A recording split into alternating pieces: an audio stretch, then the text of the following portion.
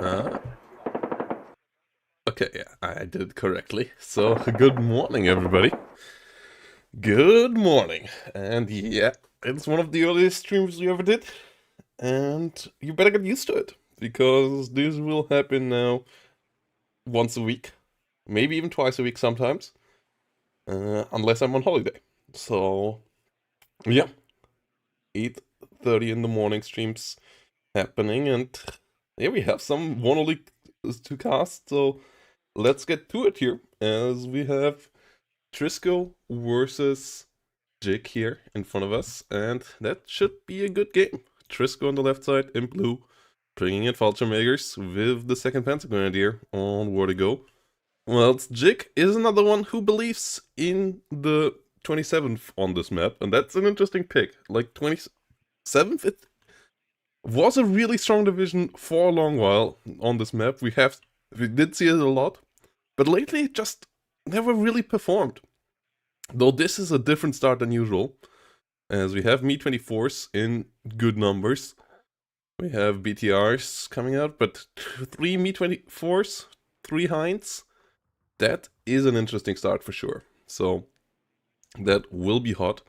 On the other side, yeah, the Fallschirmjägers, they don't have any forward deploy AA, so they need to rely on their F-16 brethren in the sky to keep them safe from any harm there coming their way, and we'll see if that is possible, as yeah, that is not always that easy. The F-16 with the AM-9P nowadays not quite as lethal as it was when it had the better sidewinders. So let's see what they can do now. Both sides getting ready here for the start. There might be some planes around as well.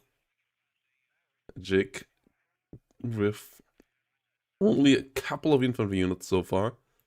Some Motto Dredga, Spetsnaz Dredga. So yeah, really light 27th. Usually we see the kind of the opposite out of the 27th, with a lot of heavy forces. But on the other side, we have a lot of Fliegerfaust coming in behind the lines, but that means they will arrive a bit later. They will be good at keeping the Heinz away once they arrive, but the question is what happens to the poor Fallschirmjägers, which we have a lot of, including Milans, including 7mm, and the Jägeraufklärers behind them before they arrive. Like, that's the big question. How much damage can 3 Heinz do? Only one of them has ATGMs, but all of them have rockets and gun pods. So all of them can do good damage against infantry soft targets. Just killing off the transports themselves will be a bit tougher. The Cocon, also only 4 of them. They are really strong now, since they got the change, since the speed got increased. The Cocon is a really nice missile. And yeah, it seems like both sides are nearly ready, so this is going to be exciting. BMP-3s now on the battlefield after all. This is the usual reason why 27th gets played. These guys really, really strong. You get some decent artillery and so on. But yeah, let's see how the action goes. Mi-24V rocket coming in.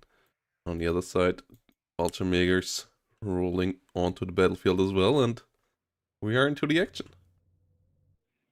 So, helicopters all flying towards the center. Compound here, one of the most important points on the map.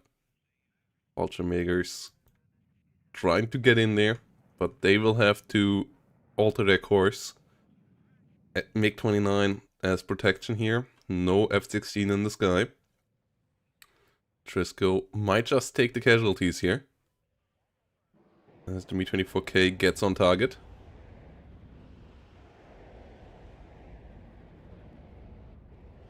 Struggles to get the kill there. Gets one now. Fallschirmjägers get into the building at least.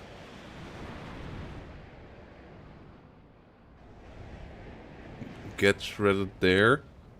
The transports get killed in numbers as well. One of the Jägeraufklärers goes down as well. Tornado air coming in now. Having to duel the MiG-29. Tor comes around. MiG-29 with the better turn. Mi-24V not able to find the kill there. It's shooting ground target instead. The Fliegerfausts are out now. Ooh, they spread their shots though. They don't focus fire. And the others come down really clutch here, but that allows the Mi-24K here to kill them most likely. Oh, okay. One of them goes down. The other two are under heavy fire as well. Saperi's got killed in transport down in the south. So both sides losing a lot of units early on here. And the Fliegerfausts push away the last Hind, 2 down. So yeah, a bloody trade here early on, with both sides losing a heck of a lot of units. Trisco still in charge in the south, lost the center, but is also pushing into the north, where the BMP-2 here, with the better gun compared to the Martyrs, has the advantage in the 1v1, but it's 2 Martyrs versus 1 BMP-2. So the BMP-2 in a bit of trouble there as well, goes up in smoke, and that's an issue for the north here. Trisco can just push on here. CV is moving to the south, so no direct capture of the zone. But it's only the Smotwachetka here, and the Tor. There's no other forces coming in. Another Mi-24 here for Jake. BMP-3s for the south. They are pretty strong. Helping out here now against the Fallschirmjägers with their 30mm and the 100mm guns. They have a lot of HE5 output there. Aufklärer is getting pushed back as well. BMP-3 Motostrelki slowly coming in. And yeah, BRDM setting up in the north. This is a problem though. The Fliegerfaust at least only one still alive, so the Mi-24 has potential. It's the one with 8 cocons. AT variant, the 4th Hind variant we see now. Trying to come in with some ATGMs. Good reaction from Trisco there. Smoking off the Martyr. Modrejvetka getting involved as well. Rockets flying. The Panzer Grenadiers there going down. The Fliegerfaust gets pushed forward. Sicherungs will try to get into the center, but BTR plus Spetsnaz can make their life a living hell.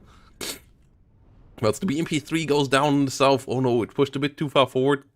Good movement there by Trisco, getting the Fallschirmjäger close enough, getting the kill there. You don't want to lose your BMP-3s too quickly. They are more on par with tanks than with IFVs price-wise. Like, they are more expensive than Leo 1A1s. Leo 1A5 is what we get here from Trisco, but yeah, the BMP-3 is not a cheap vehicle. And it is really lightly armored for that. It has some decent armor compared to IVs, but compared to tanks, obviously 5 frontal armor is not that much. Meanwhile, both sides trying to get CVs in here now. Fallschirmjäger is nearly going down, but the Motostrelkis can't really chase as they are really low as well. BTR gets sniped by the BO. Spetsnaz trying to push back the Jägers and Sicherungs. Whilst the Hind in the north has retreated, is reloading together with the Rocket Hind, and we still have Trisco in charge of this tree line. BMP-3 number 3 coming in, MiG-23 MLD going for the BO, getting the kill there. Fliegerfaust not able to get a shot on target, so nice kill there. Should get out before another tornado comes around, or before it catches some Fliegerfausts. Ooh, Fliegerfaust under fire. Motostrelki is pushing in. In the north, BMP-3 gets immediately stunned, but the TADBV gets the kill onto the Martyrs. Martyrs both down. Mi-24V rocket coming in as well. Fliegerfaust goes down, and that push seems to work. Not that many units here, but a decent amount of high quality for Jig, and Jig just making it a one-sided affair this time around. Nothing that can kill those vehicles around anymore, and only the Jägeraufklärer right now sitting in. Trisco gets the center back, but an amazing back and forth game here so far, as we have another clutch into the south here. Panzer Grenadiers pushing in. BMP3 rotating around. Trying to get some kills here onto some Sicherungs and Jägers. B-24V rocket going for the reload. +1 situation here. RDM still chilling in the north. Motostrelki slowly pushing through. BMP3 will try to help out as well. We have a slight point lead still for Trisco. And Trisco is coming back with a vengeance here for the south. Good amount of Martyrs and Leos coming in. Mi-24V rocket. Has to be careful. Still a Fliegerfaust around. But the Fliegerfaust obviously also has to be careful if it gets spotted here. The Mi-24V can eat it up alive, and that's exactly what happens there. ATGM's 8 Cocons. It has ammo for days, and those Leo 1A5s and Martyr 1A3s. Not the heaviest armor on the battlefield. Martyr goes down. Leo has to be careful as well. At least gets the BMP3, but eats some damage as well. Tornado coming in for the rescue, and it gets the kill. Important kill there, as the MiG-29 and MiG-23 now try to deal with the Tornado.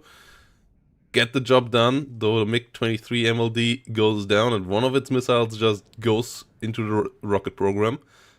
Whilst Jaeger leaders die in the north, Jaegers still go down in the south. A lot of kills here for Jig once more. And the north is super thin here now for Trisco. But he at least got rid of the BMP3 here, only the TADBV and a bit of infantry here for Jig. The amount of units on both sides really, really low. Like, they might be below the starting amount of units right now on the battlefield. Whilst BMP3s and Motostrelkis try to push forward here. Motostrelki in the middle is outnumbered here by the Sicherungs and Jägers. Could use some vehicle fire support as well.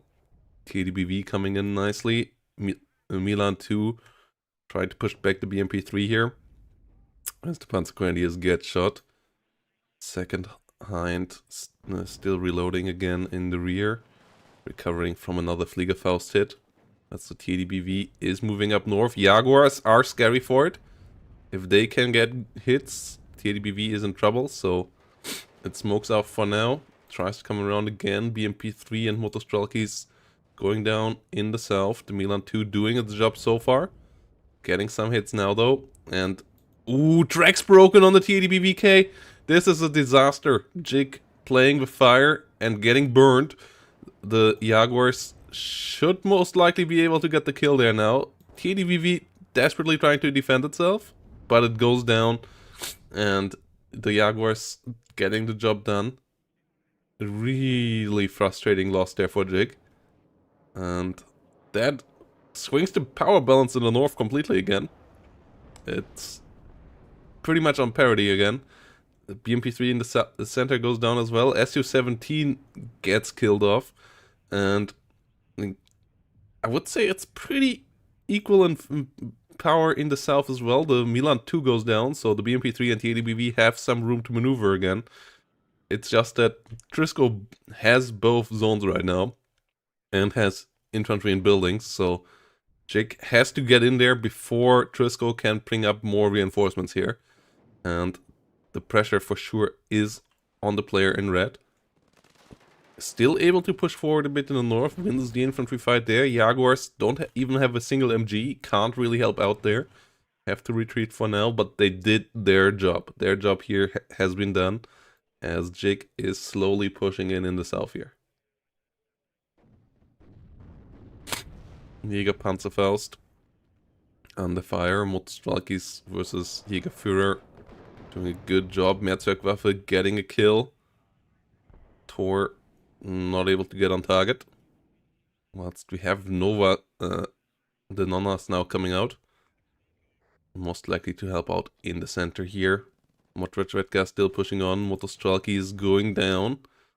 EDBV and BMP3 trying to rotate in, but Trisco coming up with a couple more forces for the south. Not as many as I expected, as there has to be units for the north as well. And the Mehrzweckwaffe obviously did cost quite a bit as well. And that means no new infantry for the south. So the Jäger Panzerfaust are the only infantry around right now, more now being bought, but they maybe play a bit of a risky game here. If they go down, then Jig can take control of the town and also bring the vehicle around with that.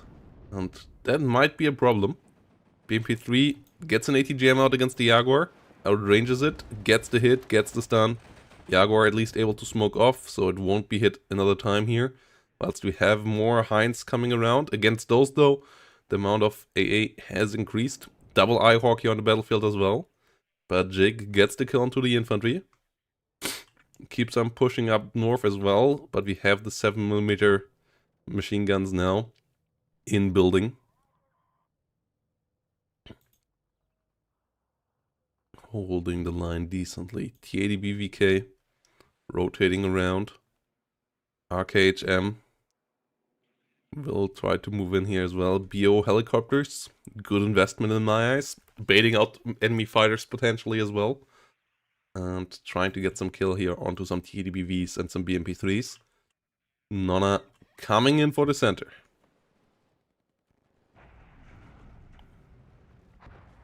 Missing or hitting exactly the building where there is no unit inside. And the next building where there is no unit out of... like there's a 50-50 chance to hit something there, I would say. T80BV nearly killing the BO, but the BO's killing the T80BV. MiG-29 gets baited into the fire. Gets one kill. But the question is, can the Eyehawks retaliate? Oh, they switch targets to the Mi-24. Not a bad target either. Especially if the Fliegerfaust can find the kill, and the Fliegerfaust can't find the kill. So, bloody seconds there for Jake as well. Losing the T80BV, losing the helicopter, getting the MiG-29 out for a long time, and the BO-105s, not even both killed. Getting the RKHM as well. Oh, this is pretty disastrous here for the southern position of Jake. Has to rely now on winning the north, I would say, as I feel like the ship in the south now is sailed. There's nothing really following it up. One BMP3 remaining, but if Trisco can get into these buildings here again, and they most likely will be able to do that, I don't see another successful push of Jake coming in here. Not with the amount of AA around. Nonna's helping out nicely here in the center now, finally. After they finally found a building with units inside. The Saperi RPO will most likely go down anyways though. BTR-80 in trouble with the Milan 2. And the North got captured, but the MGs and the Milans hold it off for now. Jaguars have been repaired. Milan 2 here still continues to fire. Nonna need a new target. And the Milan 2 disengaging there. Jägers and Sicherung still on the fire. Okay, Jake will try to once more get in here in the south. With a lot of BMP3 infantry actually. And Trisco maybe a bit too defensive here. Okay, tries to push the Milan 2 forward now. Jägers now starting to move. No CV for the south. Fuchsführer for the north. Trisco trying to get it back up there. Trisco losing the Fallschirmjägers here needlessly, pushing into the BMP3. Oh, can it get a shot on target? It has such low accuracy on this range. It gets the kill though. It gets the kill. Okay, then it is pretty worthwhile. But that was really risky. Pretty suicidal charge of these Fallschirmjägers there. And that hit must have been on insanely low accuracy, long range, on fully stressed out Fallschirmjägers. But they get the job done. BMP3's rolling up again. Milan 2. If that can kill one of the BMP3s, that would already be big. BMP3 not able to smoke off. Second one now popping the smoke, but Milan 2 already with a good start there. Igla is around, so the BO has to be careful. BO standing behind the buildings. Igla not getting a good shot here. MiG-29 trying to come in. Igla gets the kill. MiG-29 has to be careful though. gets out alive, but the next BMP3 gets popped by the Milan 2 as well. Helicopters helping out nicely against the infantry, so the Motostrelkis at least should win this fight. But the BMP3 losses are pretty rough. Trisco coming in with more martyrs. And the Jaguars again. No tank in front of, though, to help out the Jaguars tanking against the TADBV. So they have to do it with their 6 frontal armor again. They can do that, but it's not the finest situation for them. Second Jaguar coming around, TADBVK got stunned and does miss the first shot against the second Jaguar. Jaguar gets a hit, gets a stun, gets hit as well though. So has slow rate of fire now. TADBV with autoloader doesn't suffer that consequence. And might get another shot. It fires onto the Panzer Grenadiers. Jaguar gets another stun onto the TADBVK. Pushes us back. Most likely will allow Trisco to get back into the zone. Whilst the Nonnas continue clearing up the center here. B-24V rocket could come around as well. Good kill onto the Milan 2s. Motostrelkis could push forward as well.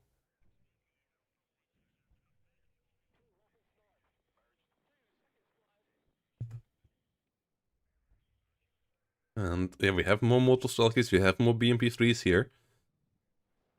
So now it's the North again that needs support for Jake. That's the issue of 27th. If you play a game with high attrition, keeping your combined arms around the map is pretty tough. Like, your recon units, like the Spetsrite Redka, are pretty expensive. Your helicopters are not super cheap either. Your artillery is not super cheap. Your AA is not really cheap. Your IFVs are pretty expensive. Even your Motostrelkis are not the cheapest. Your tanks are pretty expensive.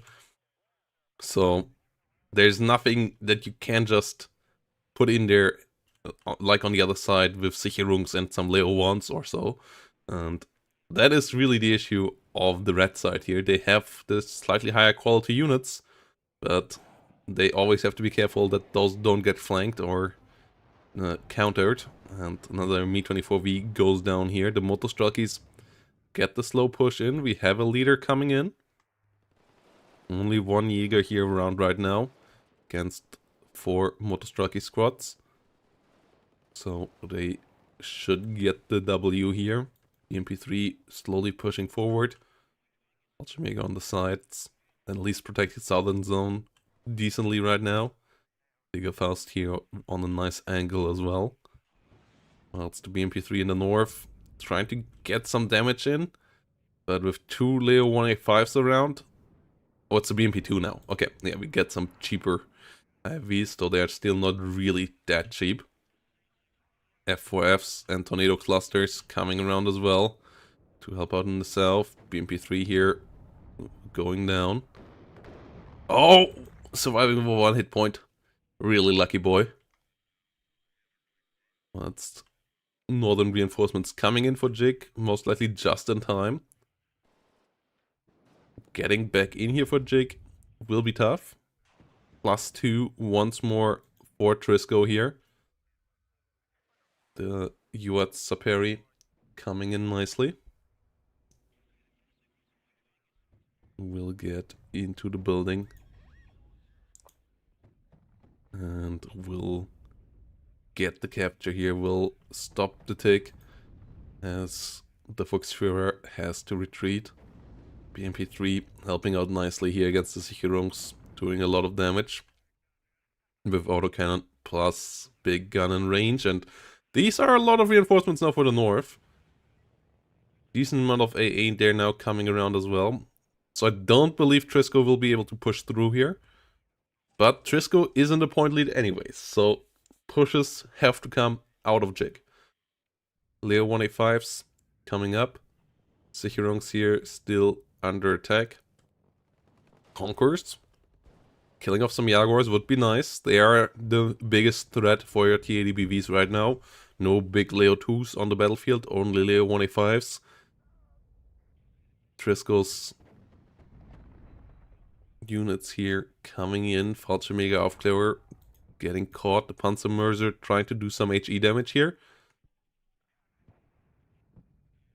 Getting decent hits onto the Motostrelkis. Layer 185 rotating around. More recon coming in. Winning the center back here, pretty big for Jake. The Nonnas did a good job there. Will need some ammo soon though, otherwise they are pretty useless. Well, it's Layer 185s in the south get caught by the BMP-3. BMP-3 here getting involved against the Eyehawks and their Unimogs as well. Gets a kill onto the Eyehawk with the ATGM. Next Eyehawk in trouble, has to retreat. If you can open up the airspace again here as 27th, that would be really helpful. BMP-2 getting involved against the Milan 2s. Trisco maybe trying a bit too hard to get the center back here. And Sicherung's getting pushed back. Unimogs going down. The Strelkies pushing slowly forward as well.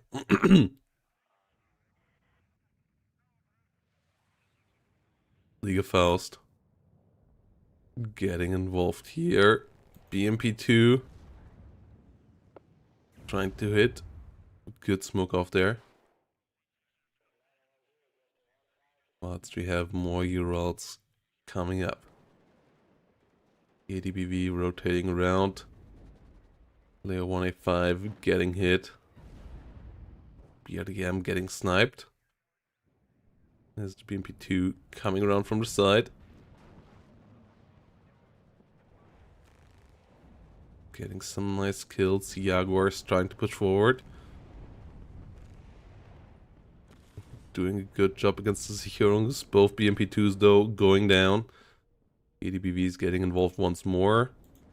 The cluster tornado coming in. Torse. Don't get the second hit. And the TADBV goes down. F4F coming in with the kill. Tor getting a second missile out though. Getting the kill this time around. But good bombing runs nonetheless. More TADBVs though already on the way. And we have the push here by Jake in the south. Doing pretty decently. Currently both sides with 4 points for them. And the Nonnas finally get the reload. They did so well here. Yeah, having them back online, this is pretty important. Like, even with missing a couple of times, they still did a great amount of damage with their first 24 rounds. So getting them more ammo here is pretty important. BMP-2's coming up. ADBV getting involved as well. Jäger Aufklärer under fire. Motostrelkis slowly disengaging. Going down there. BRDM pushing forward. So the Motostrelki going down as well. Whilst we have the Nonnas now getting involved over here. Getting the first Sicherungs repositioning. Most likely getting the second afterwards. Ooh, nice Motostrelki positioning here. BMP-3s though did go down here. Leo's got the kills, so pushing on further and into the south. Not gonna happen soon for Jig. Jig's reinforcements currently going into the north. And with 14 minutes remaining, time will become of the essence relatively soon. Not quite yet, but if you want to get some points, you either will have to break through into this area or push south. And I feel like south might be the better idea right now. But there's no reinforcements really coming in for the south right now. So Jake's idea is to break through in the grind fight in the north here right now. Sicherungs under fire. Jäger under fire as well. BRDM goes down. Mehrzweckwaffe coming in. Does completely whiff though. Tor getting a second missile out and gets the kill there. Its accuracy is really high. And yeah, 2 missiles. Chances that it gets the kill is pretty decent. That gets a second plane there. Important kills there. Jake with another T-80BV here now. And there's finally Leo 283s on the other side. As Jaguars get picked off in the north. BMP2s coming up. Nona's currently inactive. Should maybe try to snipe the infantry around here. Once we get M110s on the battlefield really late. But we get them now here. Both sides have slowed down a bit. So both sides getting some combined arms online right now. MiG-29s being called in as air patrol here. Whilst we have Sicherung slowly trying to push forward still. BMP-2P hitting the Marder, getting the kill. Important shot there. And Motostrelkis versus Sicherungs doing a decent job as well. Again, we have the Saperi camaraderie. It's not that far away from the south. Currently not going there though.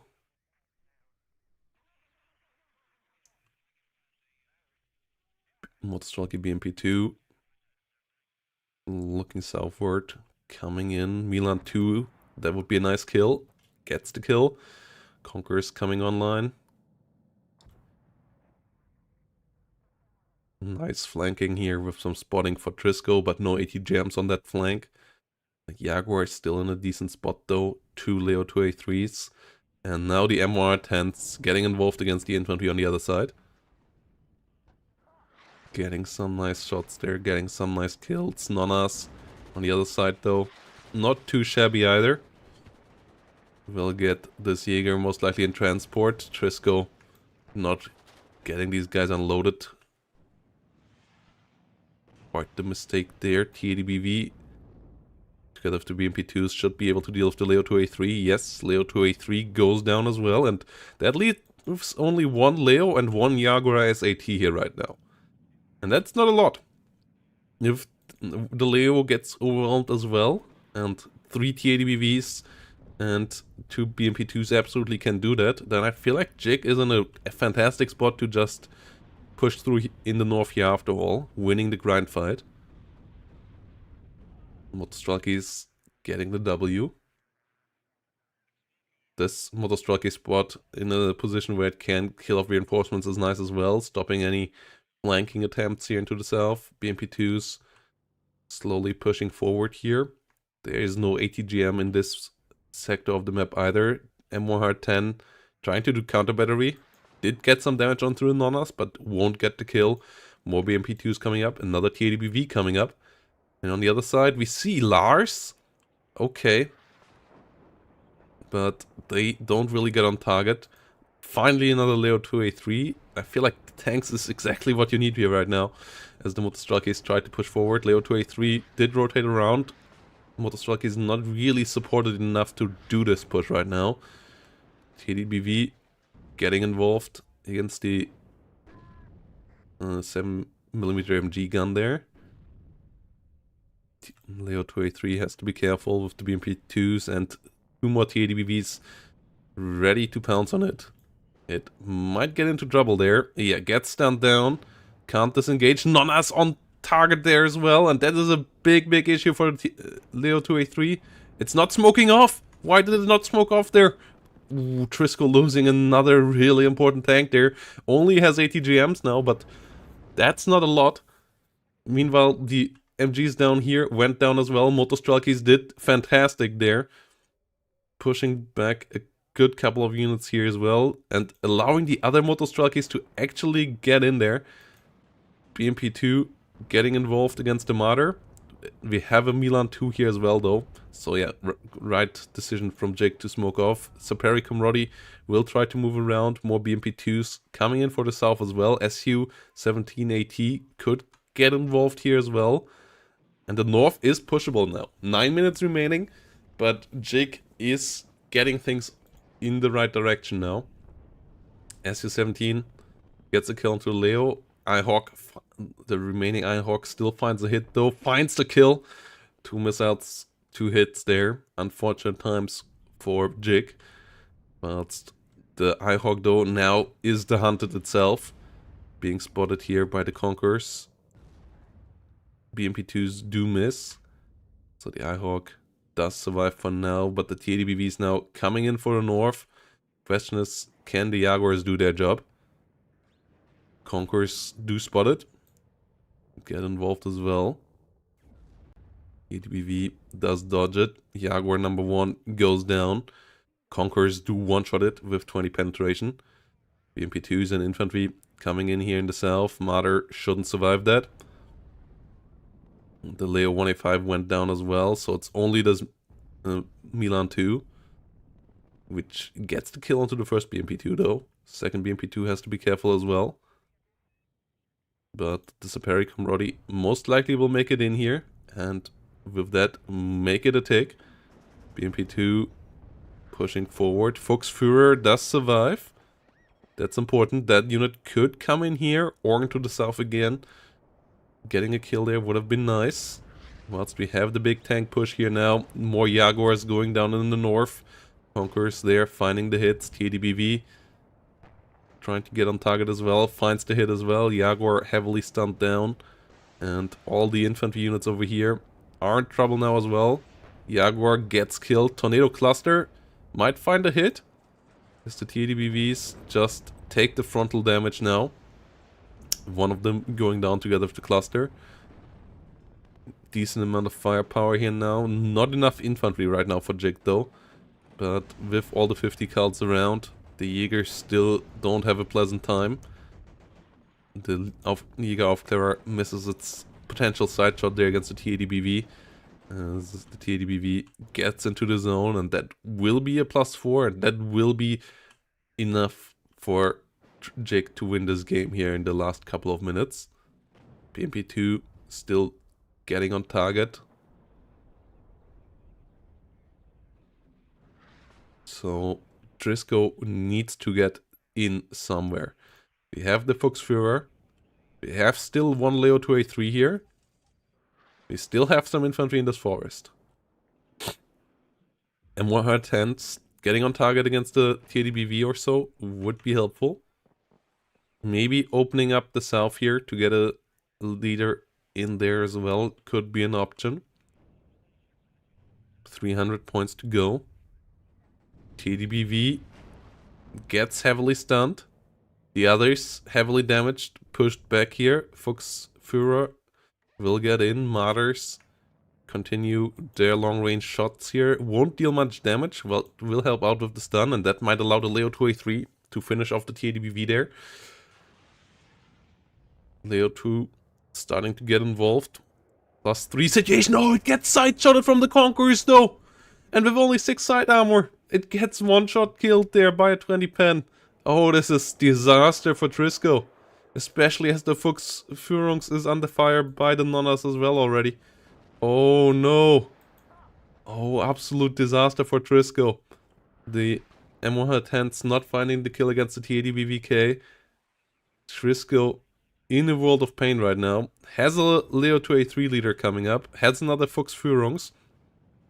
As the BRDMs are under fire. But with that tick speed currently, even the +2 from the south would be enough. So Trisco needs to now just break through completely in the north. And getting that done, it's not impossible as the tanks and the BMP2s on the other side are all damaged.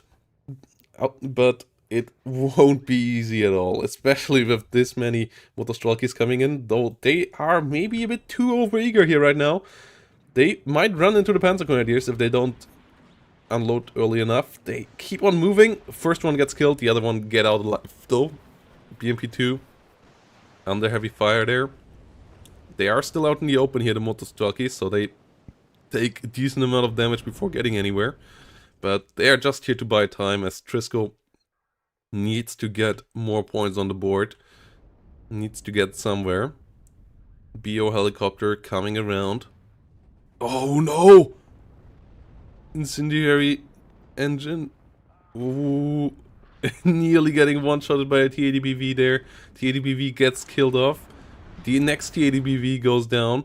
Yeah, all the armor is gone here now for Jig. Not having any supply around to repair them. Big mistake. And but the Leo goes down. The Leo goes down to the Nonnas. Didn't move. Fuchsführungs is still around, so capturing this, if the infantry gets through, is possible, but obviously it would have been easier with a Leo. Another one coming in though. The MOR-10 still doing a good job. We have a bit of pushing power here for the south, but no CV. Leo to A3 coming in for the north, so the push is coming in here. And a draw would still be good. Jig still only a couple of seconds away from getting the lead, but more than a minute away afterwards from actually getting into the winning territory. We have only 3 minutes remaining. If Trisco can get in here, a draw is pretty likely. If Trisco can push the whole way through, even a victory might still be possible. Though there is still a decent amount of Motostrelkis, the Fox should take the long way around. Is moving in now. Panzer Grenadiers coming in as well. Martyrs coming around. MiG-23s coming in. The loss of the ADBVs pretty brutal here. And oh, 1 point, a couple of points here for Jig, but the leader is in.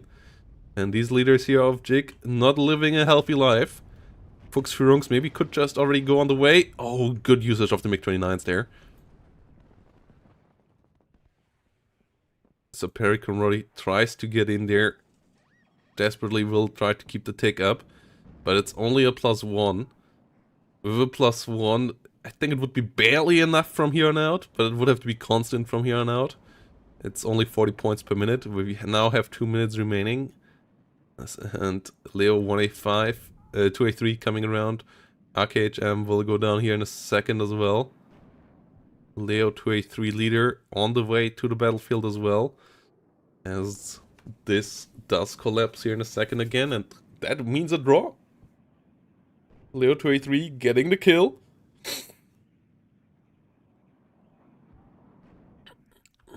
Is there a CV in the south? No, there is no CV here in the south for Trisco to turn this around into a victory. Volksführungs would need to go here. And is dodging the fire right now. I don't believe Trisco is thinking about winning. And yeah, with only 1 minute 15. I mean, the capture here would give him 160 points in a minute. It would be enough, but he would have had to move it there a couple of seconds earlier. So, it seems like draw after all. Volksführungs might get a couple more points here. By moving into the rear zone. What Radjoetka able to see everything here. Volksführung's most likely just gonna die there.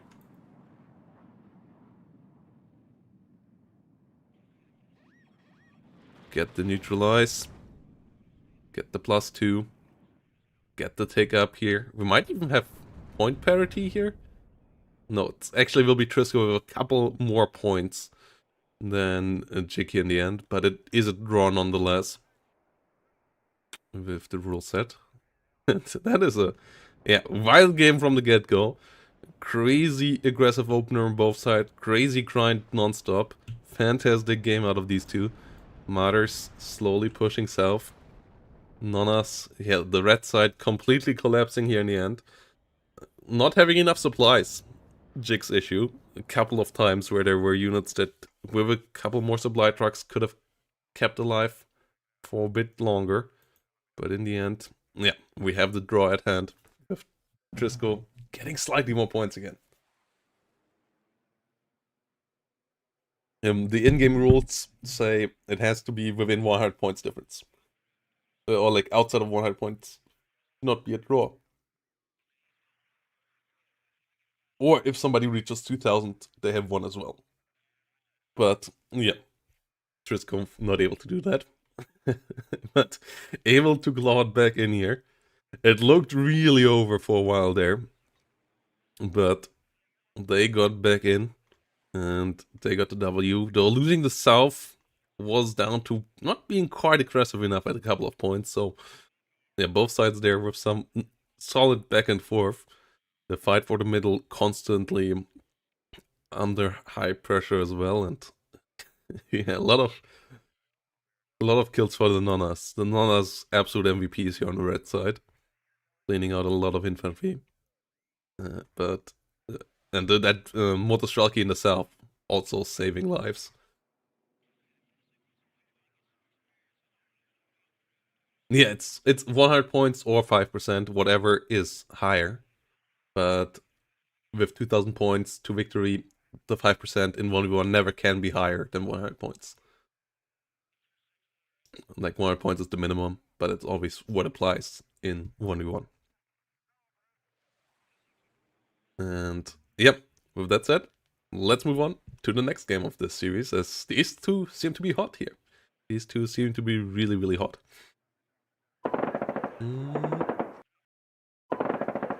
So here we go, everybody. Game number 2, hello. And we have a 0.5 versus 0.5 score, and we have a co-caster. Hello, hello, hello. So how's it going? This should be a lot of fun. Let's put you up a bit further, as we have Woe Me joining in again.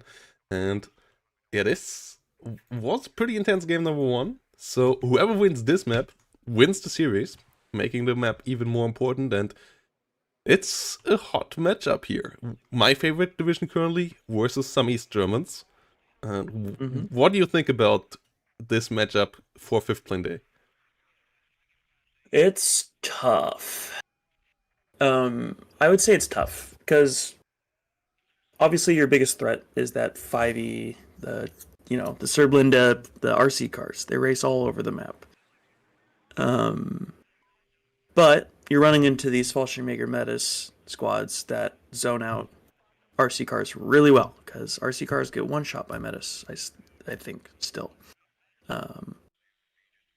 And that's really troublesome, because if you're not able to get those deep infiltrations and cut off the enemy supply route, it's really hard to get anything done against how efficient the rest of the supporting cast is from 4th Mochitzen. You get the Grads, of course, you get the T-55s, which actually don't even trade that bad against AMX 30B2s.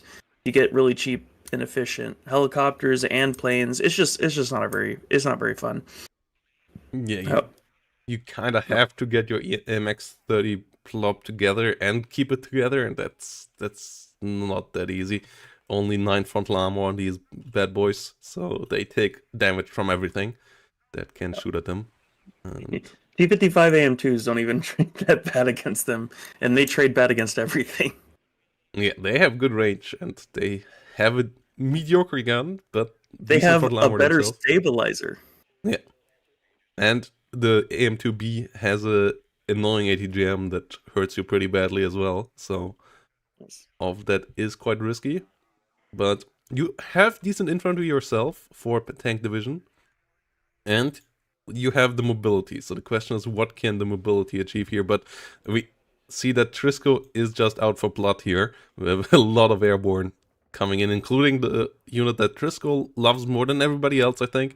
The 7mm forward deploy MGs. He uses them whenever possible in really big quantities. Right. It's interesting. I used to bring them on my 2nd Panzergren deck, and then I just took out my Fallschirmjäger, so I never really needed them anyways. It's yeah, definitely pretty standard layout from Briscoe here. We got the pretty much all 4 corners or 3 corners of the forward deployed triad. We got the anti-air, the anti-infantry, and the anti-tank. I'm just looking to see some more ATGMs out of this, because especially post the nerf to the Metis range, it's kind of hard to cover all the open ground in the middle, especially going through those 2 roads that are between Zulu and Oscar in this case. Yeah. So looking to see some of those come out. Yeah, and we see one coming up on the top. The Fallschirmjäger Fago coming out, of course. Yeah, 2 of them, one in the south, one in the north. Though with only 17 pen, they are the only thing that doesn't really kill the AMXs. They still can be frustrating. It still kills the AMX-13 RC just fine. The Supplient would survive 1 hit point, but it might not be enough. We have a big plop of AMX, but it's only 2 AMXs so far, so you should be able to scare them away maybe as well. I'm not the biggest fan of the AMX-10 RCs in this matchup, as they don't really have that many light vehicles to snipe, and they are really flimsy. exactly. Um, Pretty standard split in the map with fourth mode Schützen. Obviously, he gets the earlier jump into Oscars, so he has to invest less into that. And he's going pretty much all into Zulu. Um, Interestingly enough, he's giving up this, and Jik might have a pretty interesting bluff call. He's running right down the road with his Dragon Paras, and his RC cars might be able to get into the backline immediately, Oh, although they they get seem the to be ATGM. stopping. There is no ATGM anymore. They get the Fago and Are they going to get the transport. Metis? Are they going to get the Metis? Oh no, Medis okay. gets out. Medis has to run, gets stunned.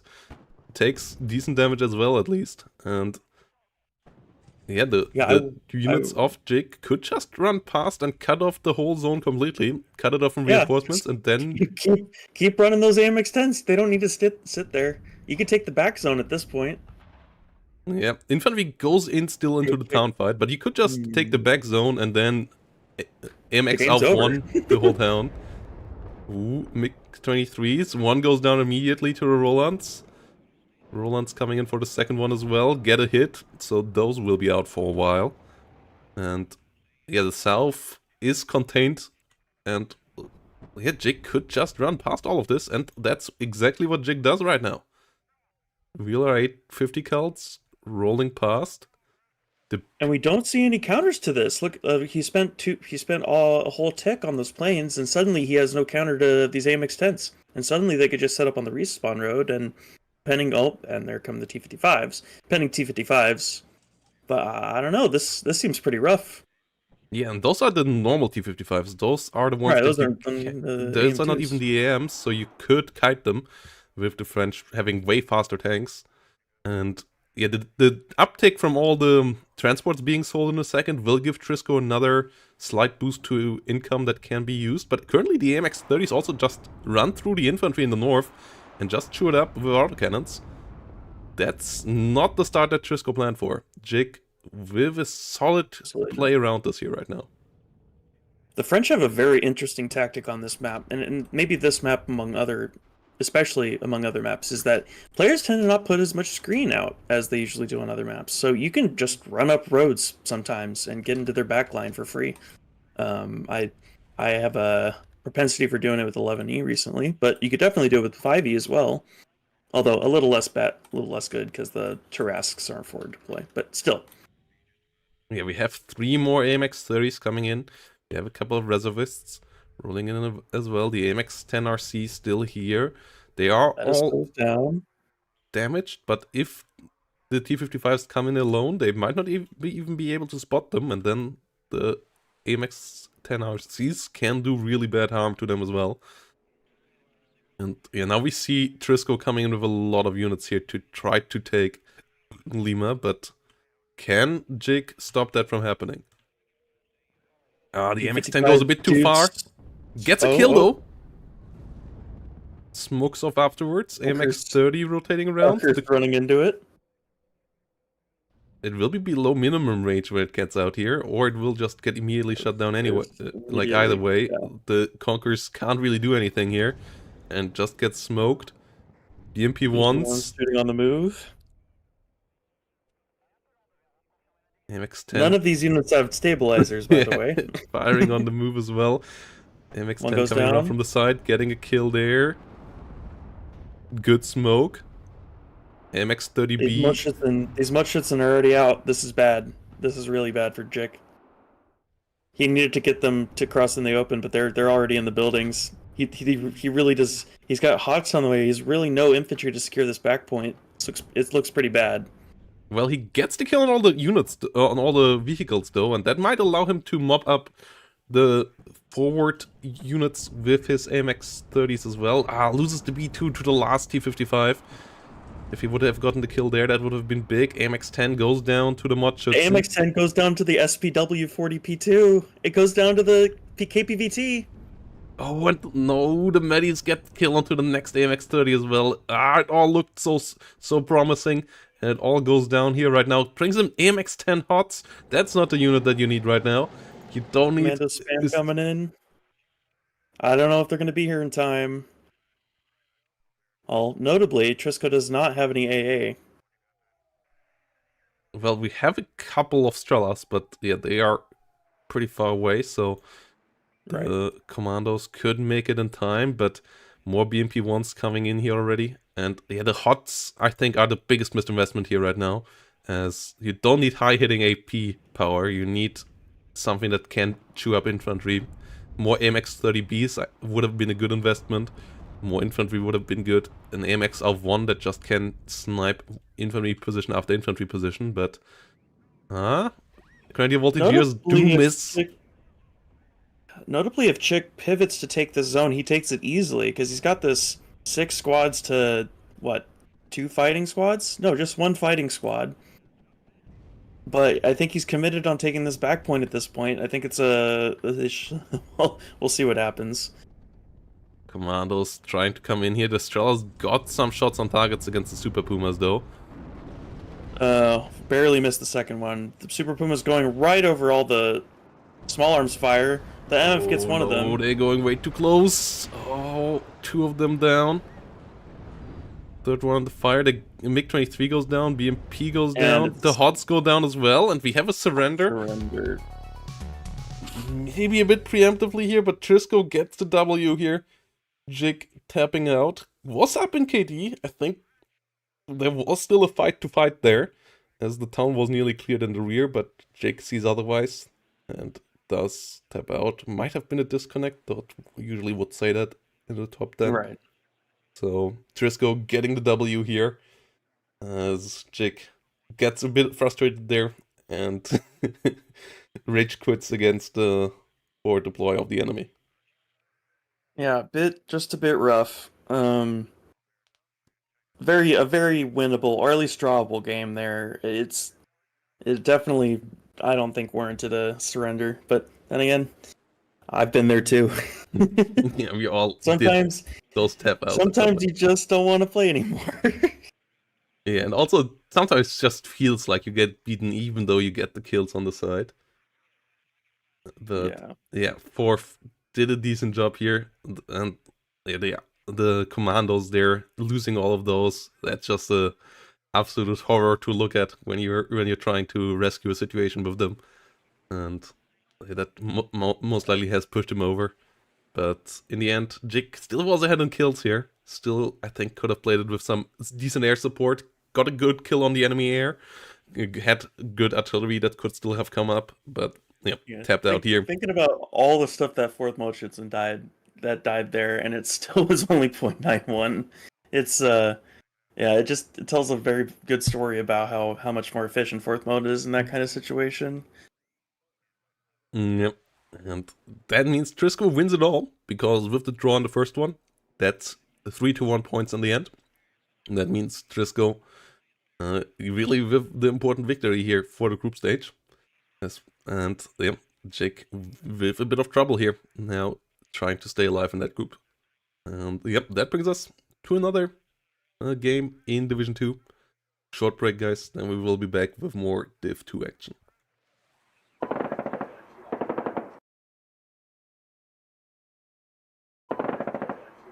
So here we go, second series of Division 2, and we start with a banger matchup with 2 tank divisions that couldn't be more different fighting each other here on OG Death Row. 7th Panzer versus 11th ACAV, HOTS versus R. And yeah, what do you think about these picks here? Edbe coming in with the 7th Panzer against the OG division at the moment, maybe? Right. It's interesting because I think they're both very, very good on this map, which is something weird to say about 7th because it's just not in a very good place at all for the most part in the meta right now. But it's pretty good on this map with the engagement ranges, especially on Echo being being just right for T-72s. It definitely should be an interesting one. I don't favor either of them, to be frank. The M1s do not trade very well in these short ranges, and 7th Panzer just kind of beats the infantry, has AA parity, has air parity, if not a little better and more efficient. So it should be interesting. Let's see how well Hoods is able to work that M1 magic against the 7th Panzer Ooh. Menace. We already have something interesting coming up for Hoods. Going deep into the enemy rear with a quick fix. Most likely hunting for enemy FOBs and stuff like that. That quick fix. That's pretty good instincts, because in this matchup, especially with such a very skinny map, you'd expect some sort of fob play, because realistically, there's only so many places the enemy could be, and that's just great grad usage. Very, very efficient for grads. I mean, it's just so. I mean, I really like it a lot. Obviously, at B going in a different direction here. Yeah, at B going frontal assault for now at least. No tanks, a lot of ATGMs though. Shilkas coming around. That is Yes, interesting. anticipating the air rush, I think a little, or at least the heli rush. Yeah, but aren't they absolutely terrible still? Like, I mean, what's the alternative? The Strela 2s? It's just you're not working with a lot of great anti-helicopter there, and the ranges actually kind of favor Shilkas in this matchup, on this map specifically. I definitely wouldn't bring them on airport, but yeah. on this map I can excuse it. I actually really favor going the A2GM strat first, especially against M1A1s, the ACAV variant specifically, primarily because T-72s do trade decently against M1s, but they do not trade well at all against M1A1 ACAVs, specifically because the M1A1 ACAV is always going to get that first shot off, specifically because it spots it first. Yes. So I think the plan here from Epi is to get that great GSR coverage up, and then hopefully spot M1A1 ACAVs for his air. That's what I'm guessing here. Yeah, the extra recon expense on the M1A1s, on the Bradleys and so on means that we don't have that many units on the ground here for Hoods at the beginning. We have a couple of Heimatschützen and a Milan too, but it's not really that strong of a force. MiG-23 here coming in early, trying to spot enemy helicopters. Does it find the quick fix? I don't believe so. I don't think it will wander that far south. And yeah, the M1A1s are with not that much support on the battlefield here right now. Okay, Hoods did spot one of the Spezialaufklärers, which is important, but he did not spot the one towards that MI2. So this will be an important development for later. We'll see how early those Su-22 ATs come out, because I'm expecting them to come out probably on the tick. Yeah, and there you have it. The MiG-23 MF AT coming out. Not the one I would have brought, but still, definitely the strategy I was expecting.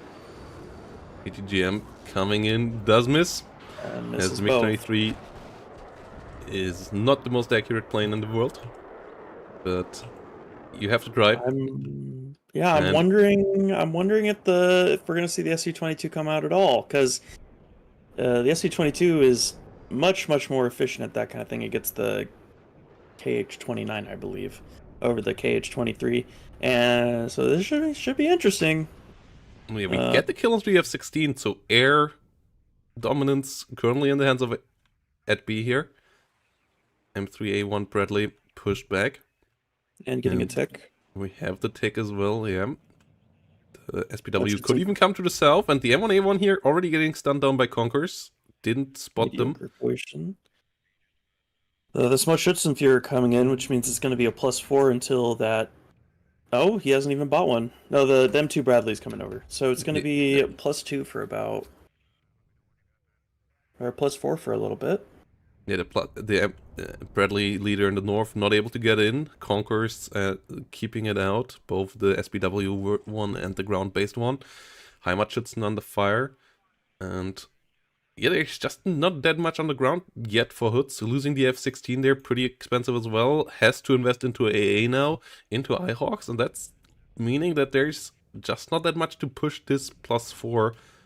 Which at least will be a +2 for a good while here.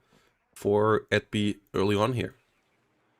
Yeah, definitely important to get that tick advantage, because you really don't want to have to be pushing into M1 Abrams. That's never a fun place to be in. Another MiG-23 MF coming in, going to be right over the IHawks if he unloads them. Gets the Kills Humvee in the north, a which Humvee. not an important kill, but a nice kill to get on the side anyways.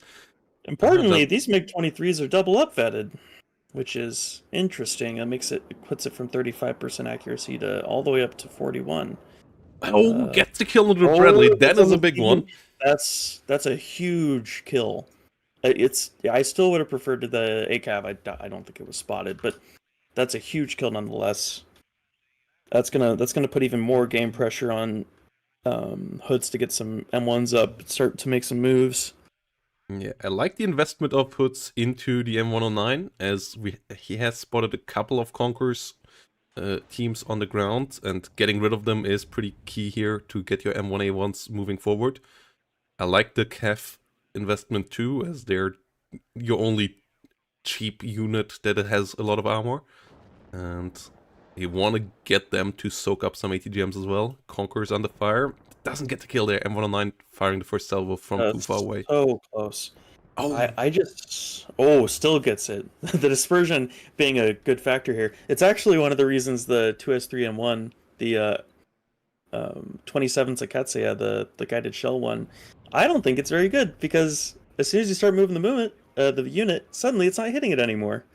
So yeah. dispersion coming out in the player's favor here. So that's pretty funny. Yeah, we have the first couple of tanks now on the field for EDB as well. One T-72M. Side shot? Oh, that was lucky. Hood's accidentally mismicroed his M1, exposed the side shot for that Conquerors.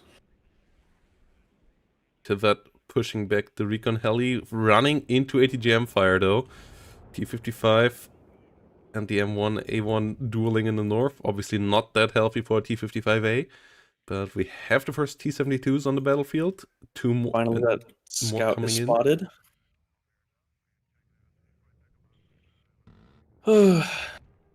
Notably, yeah, the Mi-2 goes down. Notably, the MiG-23 not really playing off so far. Oh, Molotov Clara exposed to that Bradley. Gets out for now, though. Conquerors goes down to the M1A1 in the north. Got the pivot beforehand, though, but both M1A1 ACAVs up there now. And yeah, if the CV Bradley would still be around, the M1A1s could push it in now, I think, and could stop the tick, but it's not there yet at the moment, so no CV really to risk the M1A1s for. And MiG-23 coming in for the north. Can it find the kill? Good smoke there. Hood's dodging that one. And the IHawks are a big risk factor now for the MiG-23, so needs to be careful. Might want to spot them. IHawks do not have... Oh, no, there they are. Cool. I thought they didn't have the supply next to it. Importantly, if you do not have supply next to your IHawks, they quickly are not able to fire anymore.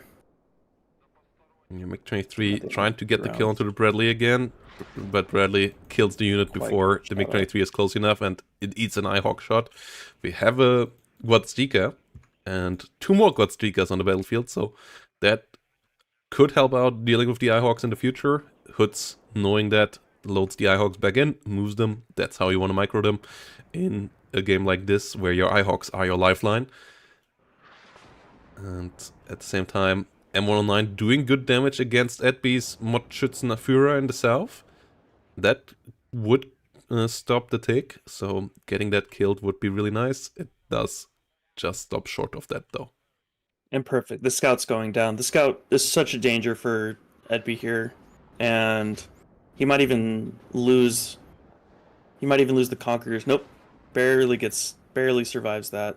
That scout was a menace the whole start of the game. Kept these ACAVs alive, and then we finally get an M1 Abrams CV, but we don't really have enough like martyrs or really any screening infantry left. The scout dying, and suddenly the only things that it can spot right now are the ACAVs, which only have good optics. Yeah, the only other recon unit in the south right now, but good recon units on the way, including a Green Archer. I like that involvement of these exceptional optics 25-point units. They really are a solid addition here for your armored pushes later on, as a unit that can spot everything and It's move with your tanks. especially that they have smoke. Smokes are really important for blob tactics. Yes. Especially if you're able to micro them one at a time, you suddenly have one smoke for your entire blob for every single unit you have within it. Efficient usage out of the Sea Knight. Motschützen get spotted in the north as well, and there's no way for Edby to protect those units as the M1A ones are out. Oh, quick fix coming for the Artie in the back. Oh, and the MiG-23 gets immediately sniped out of the sky by the Eyehawks. Yeah, quick fix will spot them. I don't think there's much to go for them. The quick fix just might stay over them and make them inaccurate. That's toxic. This is great BM. The skeleton them's just missing it. Unlike the Akatsias, the Godsdiggers also don't have an MG on top, so they can't shoot down the quick fix. And the quick fix spots them. Will the M109 try to go for the counter battery? It's only one M109, so I don't think. Yeah, it goes for the counter battery, but I don't think it can get the kill there realistically. Two of them. He does spot it. Okay, he finally spotted it. But yeah, but Hoods has it land. It has it hidden, but oh no, he has it. So he has it in the change altitude mode, so it's below the tree line. The Zachrons are going to spot it shortly. There we go. And the Gazvotska survives, but that's another distraction while Hoods gets his armored push-up. Green Archer doing some decent spotting here. Not actually seeing anything yet. We have FB's units being well placed at the moment. Yeah, we have a big semblance of T-55s and T-72s by now, but the number of T-72s a bit too low to really threaten any M1A1. I really would have had like 5 or 6 just in this one spot at this point. Like seeing the ACAVs all in one spot and all the M1s together. Really the only thing that's going to do anything to those are either your Su-22 ATs, or in this case the MiG-23 MFs, or a large group of preferably T-72 M1s, but T-72 Ms will do in a pinch. And what of they were getting out? Yeah, the ATGM support is important for stunning, but the Conqueror's not strong enough to get a kill here, really, realistically, on an M1A1. At least not with frontal shots, and for side shots you need to have other distractions going around, so that's not going to do the job here. T-72 trying to move north. 700 points is okay lead, but not that much, and both sides now bringing out the artillery in numbers. 2 M109s on the side of Hoods here now as well. Whilst the 3 Godsdiggers try their best to get some damage out there as well. More T-72Ms now coming in for north. This is important. Bringing up the number of T-72s to 4 and 3 T-55s escorting them.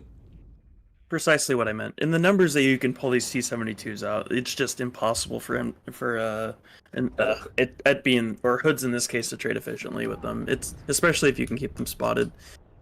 Yeah, the only issue of the T-72 is that you run out of them in the late game, because they are cost efficient, but they're not card efficient in their numbers when you bring them with one vet. So you can't keep it up for 40 minutes. That's why you want to win early, before your reinforcements of T-72s run out.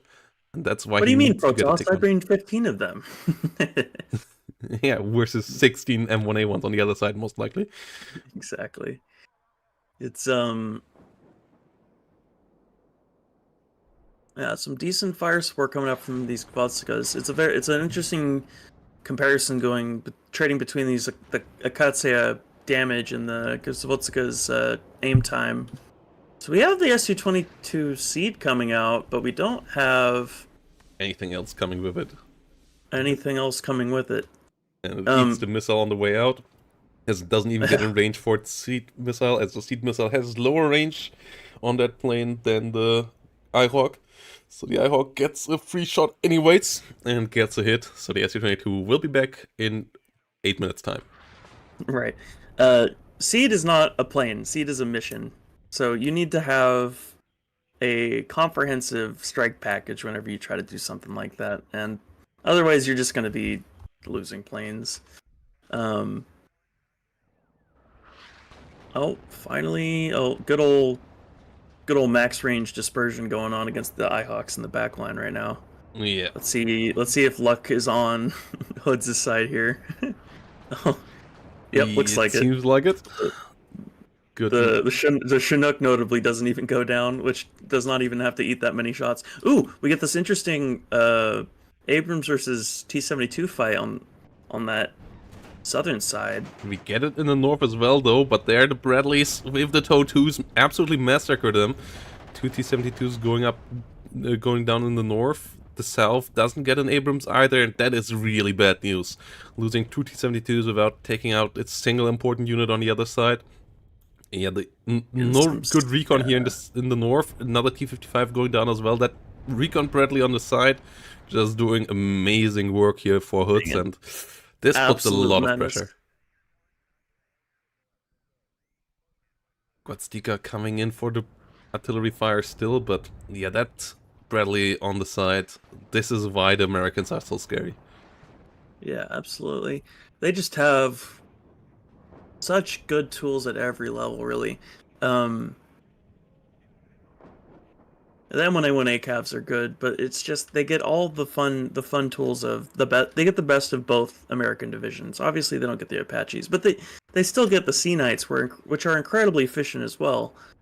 And yeah, it's not looking good. Obviously, well, shortly I think we're going to see Epi getting pushed out of that. The southern zone is getting pushed heavily now. Zone. Well, Dika's getting closer to the front line. And yeah, without the fallback of let's just spam Grads, as that doesn't seem to be the plan here, it's really tough. Like, ARM 70 spam of Doom, I feel like could save the situation, but we saw it would have had to come out early, and it would have had to come out really hard. The problem with that too is that Grads in their current state just absolutely require being close to the front line. So it requires just such a huge amount of micro to shuffle T-18 or T-813s back and forth from the front line to that fob, and all the time you're worried about something sniping it. It's just not as ideal as it used to be, given the dispersion nerfs. Motorstrelke's coming around. Motorstrelke, Schützenführer going down. Heimatschützen pushing forward, and we have some T-72s still around here, but they're not high enough in number to one-shot any Abrams, and that's the issue. Like, you want to have them in a strike package that just can one-shot, smoke off, come back. And that's not what happens. MiG-23 finally gets one, but there's still another one. Oh, that's only Kevs right now. Actually, the T-72 might have some decent engagements here now against the Bradleys as well. Kev under fire. Kev eating one on the side. It's, yeah, weirdly enough, I'm not seeing it. Oh, there we are. There's the Abrams. Yeah, I'm not seeing enough Abrams, and then immediately Hoods fixes that with his last two ticks being just Abrams. I mean, it's looking real solid for Hoods here. Me-8 coming forward. Finally, some important kills there for Edby, but the cyanide eating an Igla here. Dangerously overextended, and it survives. Never punished. Strelitano just out of range. And the Bradley in the north still alive. T-72's not engaging that. We have 4 T-72s still in the north. That could catch an M1A1 if the Bradley gets killed off on the side. It still has 2 ATGMs. Like, that's the annoying part about the recon Bradley. It just has missiles for days. It doesn't need a reload. It can do its job on its own forever, and nothing really can do anything about it. Not having to carry infantry, really helpful for those guys. MiG-23s being about 2/3 the price of They're more deadly Su-22 big brothers.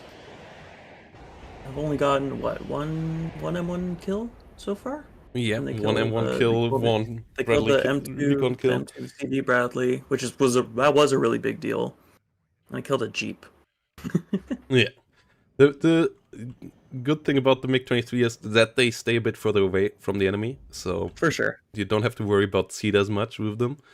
As, You really miss that 50% accuracy though. And and then the second missile comes out on the same target, usually closer and usually even deadlier. right, precisely. That's one of the strengths. It's one of the reasons why the Maverick is so unbelievably good right now. Is that sure the first one is either 50 or 60%, but once you get into that shotgun range, it's up to 90. It's insane. They almost always hit.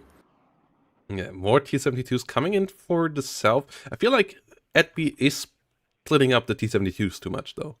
Like, Absolutely. They need to be in roving packs of 10 right now. It's just you need to put like 4 or 5 infantry scouts in front of them and then just run them up, absolutely stomp all their yeah, like the uh, classic 7th yeah, strategy joke. of T-Man was always having like 5, 6 of them, and then 3, 4 BMP ones in front of them as basically their reactive armor. Running around. And finally, we're having the strike package come out where the MiG-23 is baiting the IHawks into turning their radars off, but it looks like Hoods has micro just well enough to escape any real danger there. Yes, he's not getting through. And we're getting a pair of Abrams on this really unprotected side for ETB here. There's a real risk of Charlie falling. Yeah, decent amount of forces coming in here. Enough infantry for Hoods on the ground as well.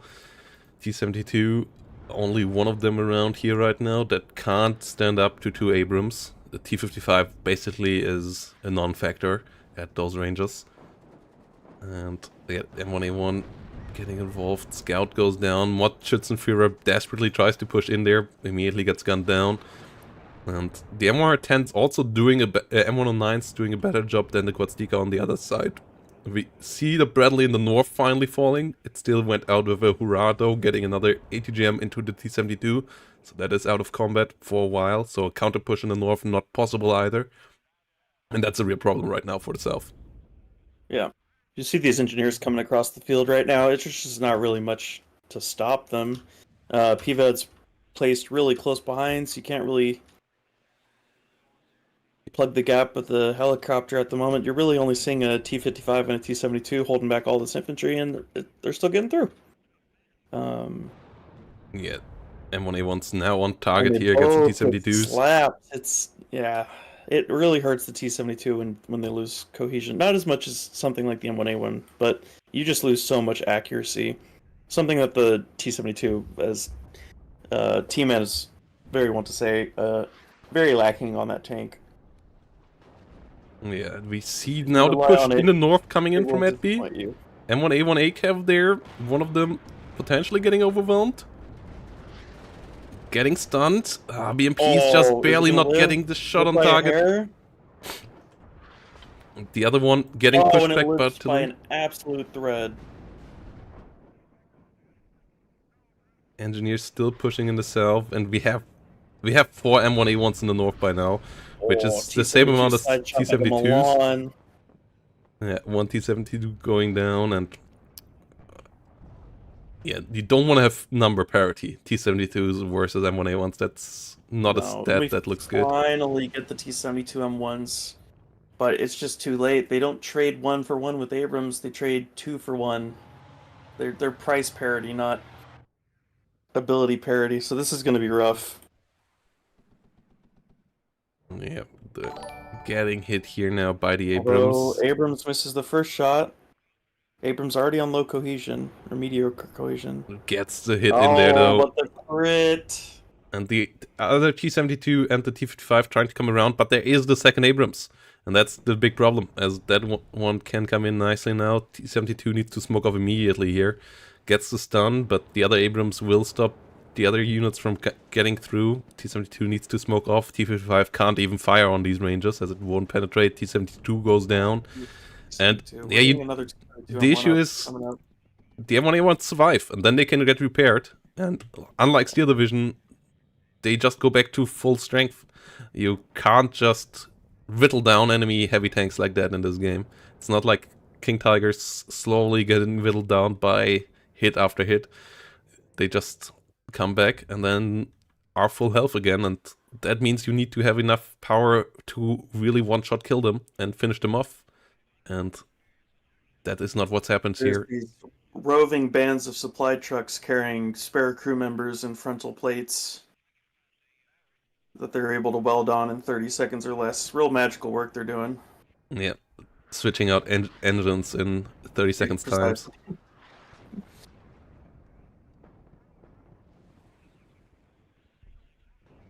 And the artillery coming in. MiG-23 is getting pushed back. T-55 Ace slowly rolling in as well. T-72's moving around. SBW goes down as well. And we still have a +2 here for Hoods, and that's a big, big problem here for ATBS. Their point advantage is just not big enough to carry them through the game. I'm not saying that Hood should relax, like shouldn't push here, but he has the tick, and he has this huge, overwhelming points advantage. I feel like he only has, especially going into these absolute shotgun engagement ranges in the bottom zone. He should just be reinforcing the middle and creating a bigger M1 blob. Like going into these shotgun engagement ranges with T-72 is just asking for trouble. As good as his position looks right now, it could all fall apart if he trades poorly just once or twice. Yes, losing 2-3 Abrams at once in the south, and the whole thing collapses. Getting a couple of side shots in. Exactly. But and that is definitely a risk here. But we have an A10 above everything. We have M1A1s coming up, and the combined arms on the other side is just not looking hot right now. No. We have more A coming up. Gwozdika trying to snipe, but they are firing on tanks, and unlike the Akatsias, they just can't kill them. Like the 152mm guns, even the 155s have trouble. Yeah. Even they struggle, but they can do it. Like if you have 3 of them, they can do it. But the 122mm just does barely 1 hit point damage per hit, and that means that you need some work. Oh no, but it doesn't do any work because the dispersion's so bad. Oh, tragic. I'm in general surprised that we see the Gwozdika as the artillery piece of choice here. I just think he wanted to break. I feel like he just didn't want to do a fob here. I definitely would have expected a fob. Yeah, but even then, you can't bring the Akatsias. Which... Oh, wait. This could be important. There's this huge tank blob waiting in the wings to kill this Abrams. Yeah, 3 Abrams rolling forward. First one, eating it. Inch away from being overextended here. He's about to lose this one. Yeah, he loses one. He needs to be careful here. This could be really bad. Although he's got insurance, Abrams, so it's maybe even a little bit. And they start to get the kills here. It's mostly T-55s as well, so it's not quite as much killing power as if it would be a clean T-72 push. One of the T-72s also not coming with it. A10's coming in for the T-72 M1s, I imagine. A10 gets one, and that's good enough here. We'll get gunned down, but that I think allows the M1A1s to do the job. Good smoke against the MiG-23. MiG-23 not able to get a shot on target. And yeah, that's it. I always want those to be good, but they just never are. I have almost never had a game where those were more efficient than an SU-22. Yeah, just the only deck where I really enjoy them is in KDA, but that's because you just want to have 9 planes out on the battlefield at any given moment. I mean, they're still not better than the MiG-27 ATs, but they're still, 2-3 per card or whatever they are. They're insanely efficient, and they absolutely absorb AA for your more important units. Conquers. But in this case, I really would have liked to see more active air play. especially against a deck like 11th ACR, which relies so heavily on its very cost inefficient ASFs, and the fact that iHawks just get eaten up by SU-22 seeds if you use them right. Yeah, and you got the early F-16 on, For sure. and then you also can just bomb the enemy iHawks if you want to. Right. I mean, unless you're gonna, I guess you could stack 15 Stingers out on this battlefield, but it's just, especially with, ooh, yeah, especially with T-72 spam. Like I don't know. It seems like anytime they could put up anything that of sufficient quantity to counter your T-72 blob, you just bring out the SU-22 spam. Suddenly, all the iHawks are dead, and you're not going to be able to put the Stingers everywhere. Yeah, T-72 is still eating it here in the south, M1A1's pushing forward, SBW 40P2, last unit remaining here, and yeah, this is looking real nice for Hoods here. It's just about worn over. Yeah, more T-55s coming in, but they just don't do it. I like the investment into one or two early on. I don't like the mass investment into T-55s here. If you're gonna commit to doing 1-for-1 and using them as your screen instead of BMP ones, that's fine because they eat a lot of shots. But it's just you gotta put them all in a blob. I don't know. It's not like 11 ACR gets this great anti-blob machine like 6Y does, or like Jaguar clusters. They have to kill them one at a time basically. And if you do Cube coverage and Shulker coverage, it's really hard for them to get anything done efficiently. I don't know. I really would have liked to see more T-72 stacking. Maybe just run it down a single lane. Yeah, how much it's getting on top of the SBWs as well, getting the kill there. T-72 trying to push forward here as well. Not quite doing the job though, and yeah, here we have the surrender. And GGVP, Hoods taking the first one, deserved so. Solid 11 ACAF game there, no overextension, slowly pushing forward, getting the W.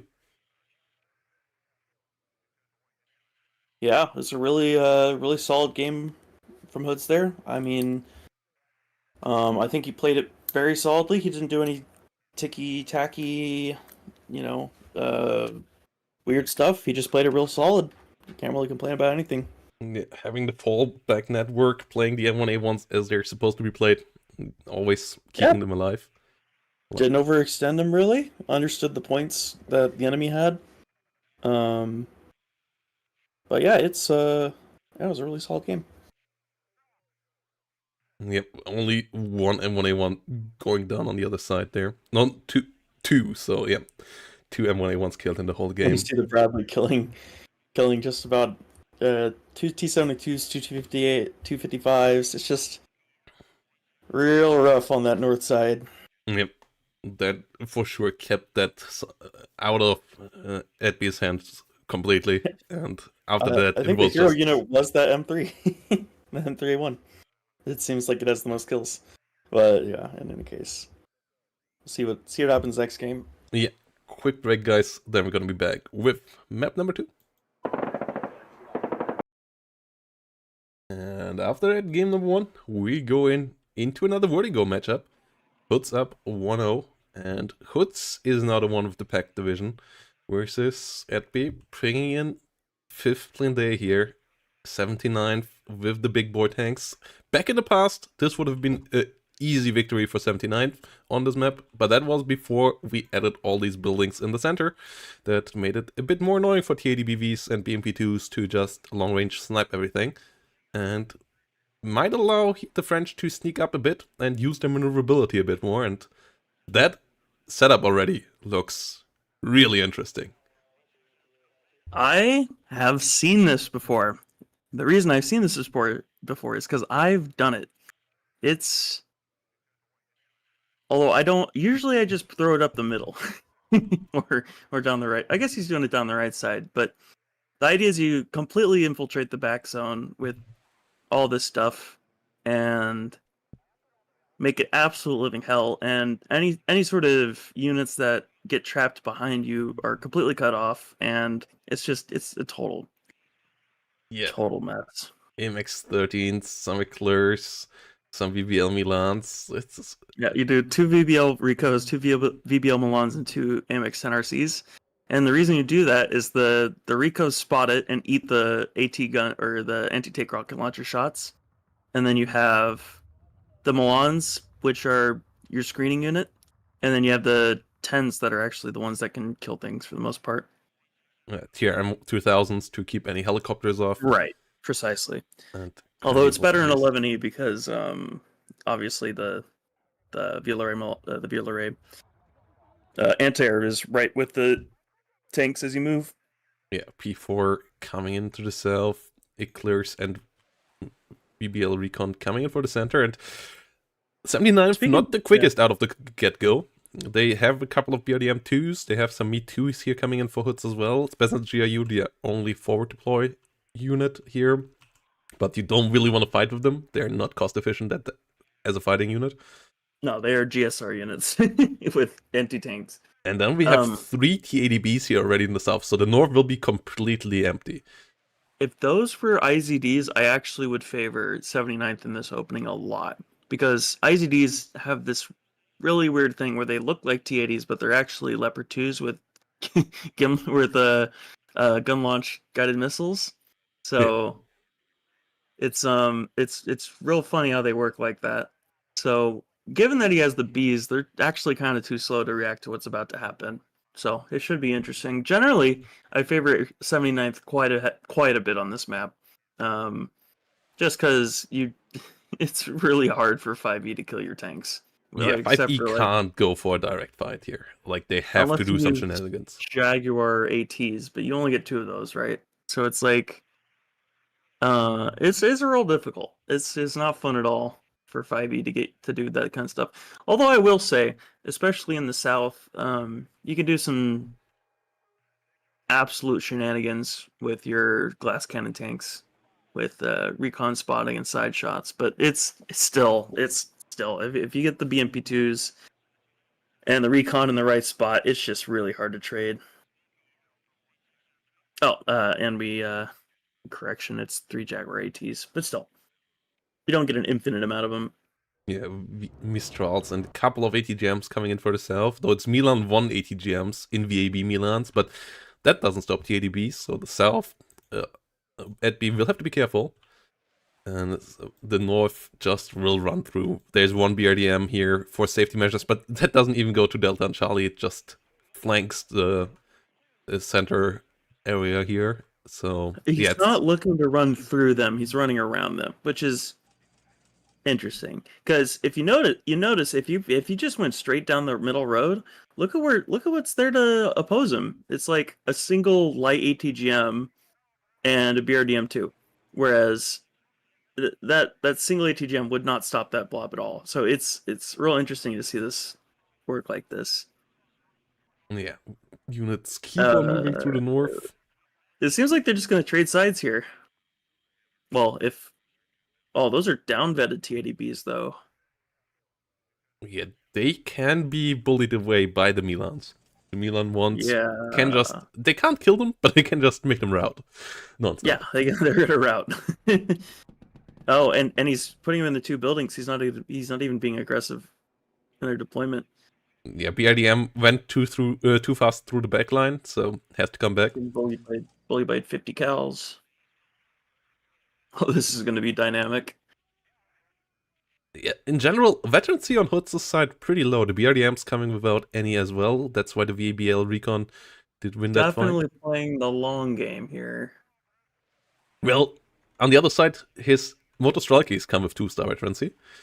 The BMP2s. So, it's the classic... It's a tank division, so I play with really low but high vet infantry, and then I play a lot of tank setup, I guess. But that could be critical if the enemy gets all the forests with ATGMs in them. Then you kind of want to have some infantry. Picking Mirage 3s against 79th is an interesting choice, given that Coops could just one-shot. They get Coops one-shot them. It's like, yeah. They treat them like Krugs. The single Milan missing just shuts the T80B down to a 3rd cohesion. Yeah, meanwhile, the big blob runs into the rear here now. Not just rolling straight through. Breach rasks. Yeah, helicopters won't stop this. You need something else to do the job. Oh TADB no. starting This to... is gonna the shenanigans have started. Oh, and he hasn't won a move order, and the 10% motion accuracy MX-10's one shot it. Yeah. TADB in Oh, the side shot south on the. gets stunned Oh, down, lucky. but doesn't get hit. The VAB Milan's already down, so it's down to the Milan ones here now. So Hoods Dragon will Ray get 2 into coming that out zone. with the AS-30. Me 8 coming around because he didn't see the TRMs, but the TRMs will just shred this. So that is not Let's the see it. solution. I don't know if Fudz is questioning this enough. Like he's not facing enough resistance, and finally he spots the blob out, and this is going to be ugly. The only thing that's going to and he brings a cub out for it too. Uh, and the Grenadier Voltigeurs are going to come in right next to the BMP2s. Let's see if he could Oh, pull the troll they pull out both of unload them. at the same time. The VABs get sniped by the BMP2s. Oh, Thanks to 2-star veterancy, they have great aim time and just got on wow. target real quick. Meta? Is that meta now? BRM Oh man. 1 gets through Survives. somehow. I mean, MX-10s. does it have enough? No, no. From the side, it gets penned by the Ricos. That's weird. In any case, that's going to be a huge pain in Hood's side there, especially given that these TADBs, these down-vetted TADBs, they're losing one. They're just not going to be nearly enough to push this absolute blob of Milans. Yeah, he got a one motor strike with a BMP2 into Delta. That could be really frustrating for Edby there with the 2-star veterancy. VLR Right. A50 cal shouldn't survive for too long there. No. Could snipe the P4 there that tries to get the capture there. It would be close. We'll see. It is actually shutting this tick down is important. So let's see if. Oh, aim time Oh, spotted. Aim BMP2 time. Oh, finds and he it. What? He dodges?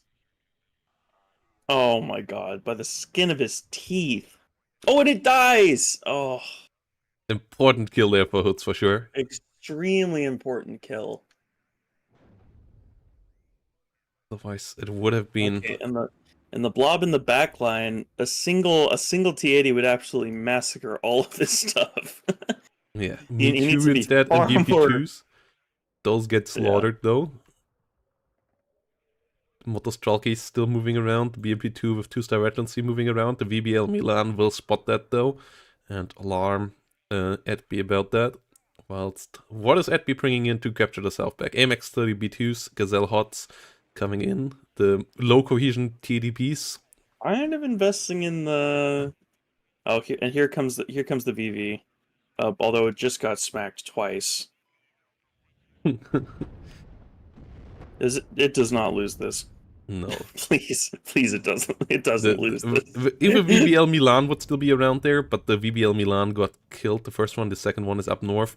It Yeah, might lose it, but yeah, okay. without the Milan 2, there's no chance that the MX-10s win this. And yeah, they go Yeah, down. this is not looking good for Etby at all here. He's just kind of squeezed out on all sides, and that's not a position you really want to be in against 79th. You kind of want all the room you can afford to get those side shots in. Yeah, the BMP2 that got through and Delta is just so big. Getting rid of that is pretty annoying. Having to invest into Gazelle Hot going up there. We've got a Hot 2 with it's got a missile with its name on it. Yeah, but we've got smoke and good micro. That thing could still survive. Hoods doesn't seem to be looking though. That's kind of a big deal. That's rough. All right. Well, Hoods is going to get a little more. Okay, loses a B2. Can he finish off the TADB there? Oh, This so push many. is going a little too well for Hoods, or for Epi here, for Hood's comfortability. This is that was rough. Yeah, we still have Motostralkies and TADBV hunting down the units in the rear. TADBV still there. We hope that it might not be SC-22. there, maybe. Getting some 50 kills on target. SC-25 AT coming out. TDB pushed back. P4 for ATB coming towards Bravo. Mirage 3s and Jaguar AT coming out now.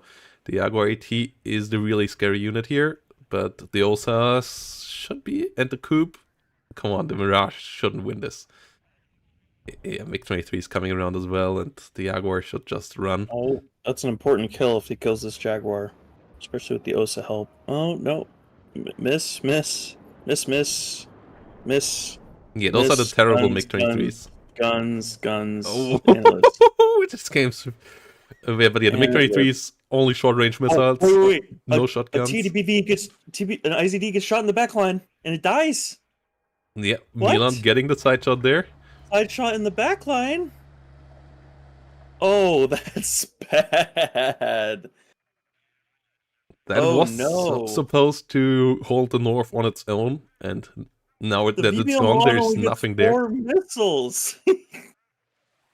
It kills a BMP2 and a T80 VVIZD in one go. And suddenly Hoods is on this wild goose chase against things that can't actually kill anything because they're only VLV Ricos and the Tarasques. Yeah, but he might not quite know that. Like, he might still think there's a VBL Milan with those guys. Not quite seeing what exactly is there, so he has to be scared. Edby gets the point back, gets a +2 with that. Starting to get a decent tick here now. MX-30 still coming around. The TADB's still on low cohesion in the center. TADB... Are we offline?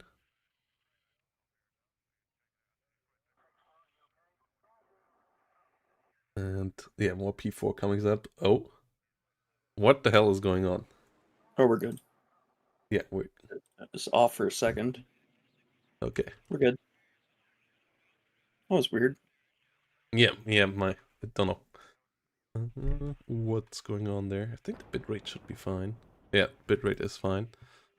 Classic German internet. So, yeah, it's definitely developed to be an interesting game, which is, yeah. The BRM should sniff this Milan out shortly, it being out of Milans. And the Modal Shoku BMP is cleaning up the VPLs in the forest. Oh, this is costing Hoods quite a bit of micro, and I'm sure that Epi has basically ignored these already. Oh, there goes one TDB of the going down TDBs. now to the Jaguar. That is big. That leaves only one TADB there right now, but there's 3 MX-30Bs with a bit of smoke play. That should be able to push through. Especially if you push them into the forest, that at ranges, like if you manage your ranges right, they trade decently. And especially if the Milan one already gets the enemy cohesion down. 3 of them trade efficiently, to be clear. Yeah, more MX-30 coming in, and Alf 1, that's a nice unit to have here now as well. Milan gets the resupply that tries to get... Oh, notably, Epi only has rolling 2s. Yeah, so... Which is interesting, because does 79th get seed? I believe they do. Yeah, they do. 39th is the one without seed, but... Right. Okay. You usually don't bring seed planes in 79th, though. No, right. You don't have those slots to really fit them in. I guess if you're really going for the air rush, you'd think about it, but... But yeah, the T80B here gets respected too much, and now the BV has arrived, so now it needs to be respected. And that means that Edby won't be able to push to the south, but has the +2 already, is now getting ahead in points. We have a BVK and a T80 coming in for the north, though. And there's only 2 MX-30s to stop them there. So they actually might get in. SU-25 out as well. Yeah, Edby might want to get some ATGMs up north. AMX Alf 1 trying to snipe the BRM 1. And he buys 2 of them. Perfect. The BRM spotted out, getting shot by the Alf 1. SU-25 up north, pretty scary as well. And with the MiG-23s around, the Mirage is still better than this MiG-23. The MiG-23 really terrible, but It's closer than it looks, but yes. the the fact that the Mirage 3 only gets 8 health means that it only takes 2 R60s to kill it, and that's not a good place to be in. yeah, trading out there. A couple of shots, but the Mirage goes too deep. Oh, and the Jaguars and oh my gosh, Ooh. it gets a hit on that T80B, that T80BV, even as it dies. Roll on twos should clean this Ooh, Grandier victory up. Voltigeurs with a nice snipe onto the T80BVs, MX-30s. Can they find a side shot? Oh, Oh, it's stunned. oh, It should go down there. MX-30s, you should try to get the kill there. They run back. Oh, they're backing up. What?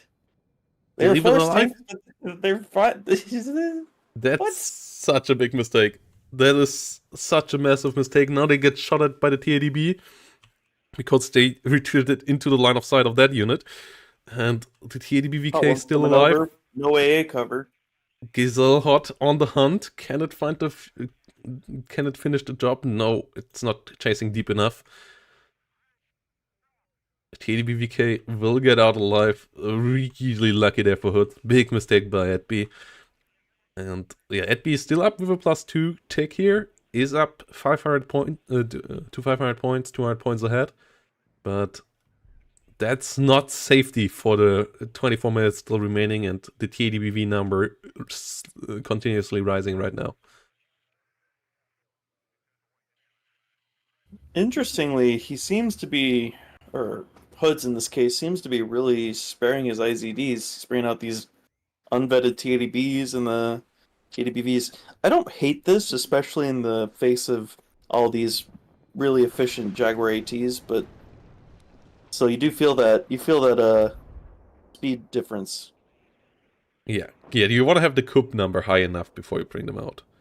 And the Sure. coup number is rising as well. Another coup coming in.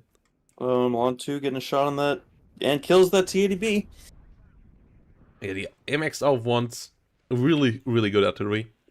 With the autoloader, with the quick succession of fire right on target. But the push off Hoods in the north looks dangerous. The MX Alf getting pushed, the MX-30Bs getting pushed back. One goes down, the other one really low. And it's only one Milan 2 and one Milan 1 here now, holding the line. We have no artillery on the other side yet. There we go, Akacia coming in now. Killing off the Milan 2s, and then you can push in there. But the +2 tick for Edby is starting to get a real advantage, 300 points and growing. Yeah, it's kind of turning into a stalemate a little bit here. I mean, I still favor 79's ability to get into Bravo here, but that just neutralizes it. That doesn't, especially with all this damage going on the tanks, and you just can't afford to lose these T80Bs like you're losing them, or the T80s, I mean. Ooh, MX-30 goes down. Artillery really starting to get some good kills for Edby though. But yeah, the MX-30 is just not doing their job really. Like, they haven't gotten a good trade in this whole game yet. And that's what you would expect. Like, they are not there to kill T80s. They're here to kill BMP2s that are overextended. And maybe a BRDM2 that goes out a little too far. BRDM2U in the south gets sniped. That's nice. That means that a new CV has to be brought in there. Costs puts a couple of points and a bit of time. And there's the risk that he runs out of CVs at the end of the game. You never losing on a lack of CVs is something that creeps up on you. Yeah, Milan 2 gets killed off by the TO-55 in the north though, and that means the ATGM position there got even weaker. MX-30B2 still running around here. But yeah, with the VAB plus the Milan 1 inside, with P4 Milans and so on, the amount of ATGMs should be lasting through the whole game. You have Mephistos and the hot VABs as well. So For sure. That's one of the great advantages of 5e is you really never run out of ATGMs unless you're very uncareful with them. Coop not moving. Coop being spotted there, but the AMX of one on long range, not getting on target just yet. Really unfortunate there with the RNG, and they have split their salvos, so they don't get any more rounds on target. Yeah, I did notice the last couple of games, these players really aren't pushing their gun artillery close enough to the front. I mean, you really get a huge buff to the dispersion when you get close enough, and it's not like they really don't have a minimum range. So you could just put them next to where the rolling twos are, for example, and suddenly they're basically hitting target after target the whole time. Oh, here comes a napalm. Finishes off that Spetsnaz Gru. TDB in the south gets sniped by an AMX-10 RC from the side. So another important AMX-30 going, TDB going down. AMX-10 doing its job fantastically there. Kind of the shenanigans I was hoping to get on. Another MX-30 goes down. Roland 2 gets down. Oh, Eclair's getting some side shot or getting some now front shots on the TAD BVK. Looks like we're just gonna get six LRAC shots on this TAD BVK in a row. Misses that one. More annoying than dangerous for it. Yeah, and Eclair's getting cleaned up, but yeah, the TAD BVK now pretty slow. Plane could strike them. MX-30 could come around for a rear shot actually, but it doesn't want to risk it. You see these double up-vetted IZDs, which is always interesting. Yep, IVET coming around. We still have the Coop screen up as the Coop survived the artillery, so they are pretty safe right now against any Jaguars from the other side, if you use the smoke correctly. And Mi-8's coming in for the north. 900 points by now, and we are over the half-point mark in time, so it will be a bit of pressure here soon on Hoods to at least stop the tick and then start ticking on their own. But for now, it's still recoverable. Like 700 points is a decent amount, but you still have enough time for getting above that. I mean, I just see Hoods is playing too wide against a very good wide deck. You just got to really concentrate those T80Bs underneath a Cubnet and run into those Milans and just eat them alive, just like he did right there in the north. Yeah, all the P4 is going down though, so a lot of ATGMs getting sniped, and that leaves only the Grenadier Voltigeurs now. TADBV and TADBV IZD should be able to push through, and that should get the tick in there. Jaguar AT coming in, that's so key. If that can get the kills here now. TGM coming out. Ooh, finds a hit. Oh, and it actually gives the Grenadier Voltigeurs a chance to actually kill it. It's only one health. They only need to hit it one more time. They didn't stay in the building. That would have been close. Gazelle Hot is around as well though, but the MiG-23 on the hunt there should get the kill there, even with only gun damage. Another Gazelle Hot trying to come around, but there's no AA here to protect them against the MiG-23s, so they can't take the fight. TDBV IZD retreating for repairs, but the BVK is still around, pushing forward. Jaguar has retreated, and the TDBVK should be able to capture the northern point, you know, and stop the tick. Not really much to threaten it anymore. It's just a Milan. Oh, well, those are P4 Milans, but... There is an AMX-30 Brennus, there's an AMX-30 B2 as well, but they don't risk it, and that's something that I feel like EDB is struggling with a bit. Like, you have to take a couple of risks if you want to kill T80s, but they just don't do it at all, and that allows the TDBV to cover the open field.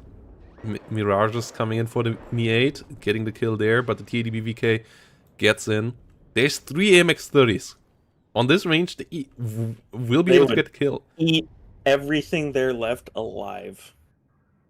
In a bad way, too. Interestingly, or just to keep track for those watching, we're looking at 80 points a minute on a +2 for Hoods to get into parity. If he captures an additional zone after this one.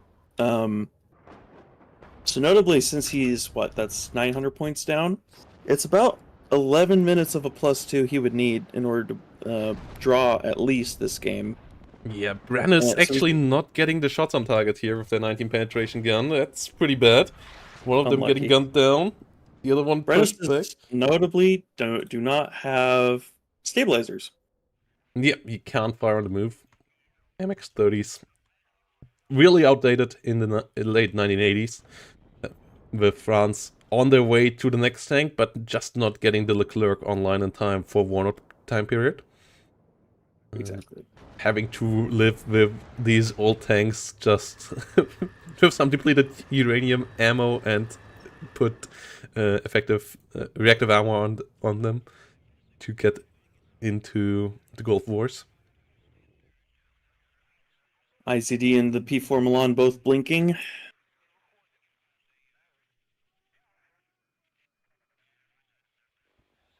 Yeah, this is the kind of move I wanted to see earlier. Is just be aggressive with these B2s. You just got to use them against the T80s because there's just not going to be that many of them. I mean, what is Hood's going to do against four AMX-30 B2s coming down on one T80 BV?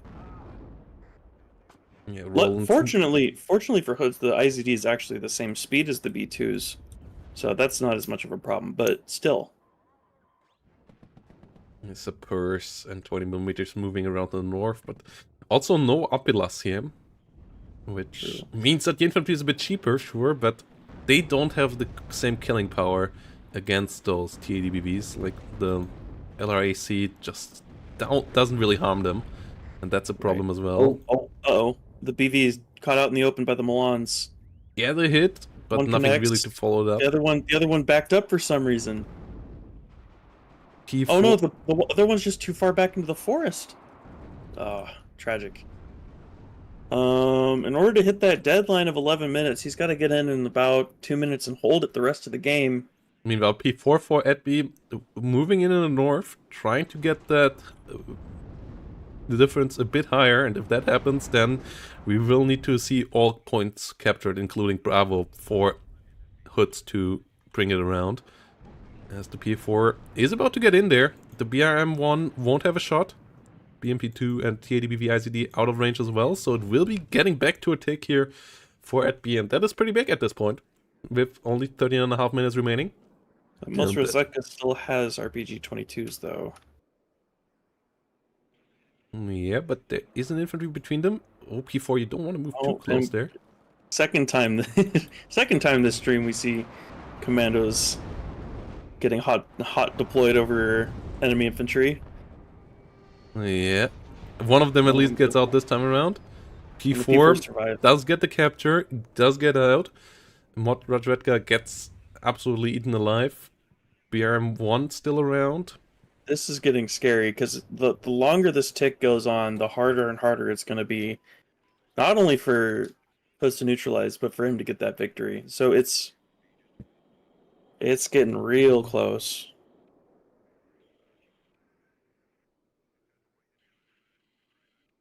Commandos getting destroyed. Fargo ATGMs going out into the south. AMX 10RC under fire there. +1 still going on. KDBV under fire. Not getting hit though. Ooh, ATGM from the side. Milan 2 not finding the hit there. That is pretty unfortunate. As, yeah, Hoods gets in here now. Stops the tick, but it's a lot more points now. Yeah. And he will need more than a +2 to win the game now. Yeah, so right, so we're set on 950 points, and that's just about 12 minutes. If he starts right now. Moving in to get the +2 in the north, but yeah, we'll need the +4. We'll need to get Bravo eventually. There is not an amazing amount of defense around Bravo right now. No, it's actually quite quite anemic, especially if some of the other stuff starts to get rotated. Yeah, we have 5 TADBs in the north right now. We have another one in the south, so 6 TADBs or BVs on the battlefield here. Acacia's helping out. The amount of BMP2s is constantly rising as well, and the northern defense now down to a couple. Oh my gosh, that might be the luckiest thing that's happened all game. That T80 BVK dodged a side shot by an inch from the P4 Milan. Oh man.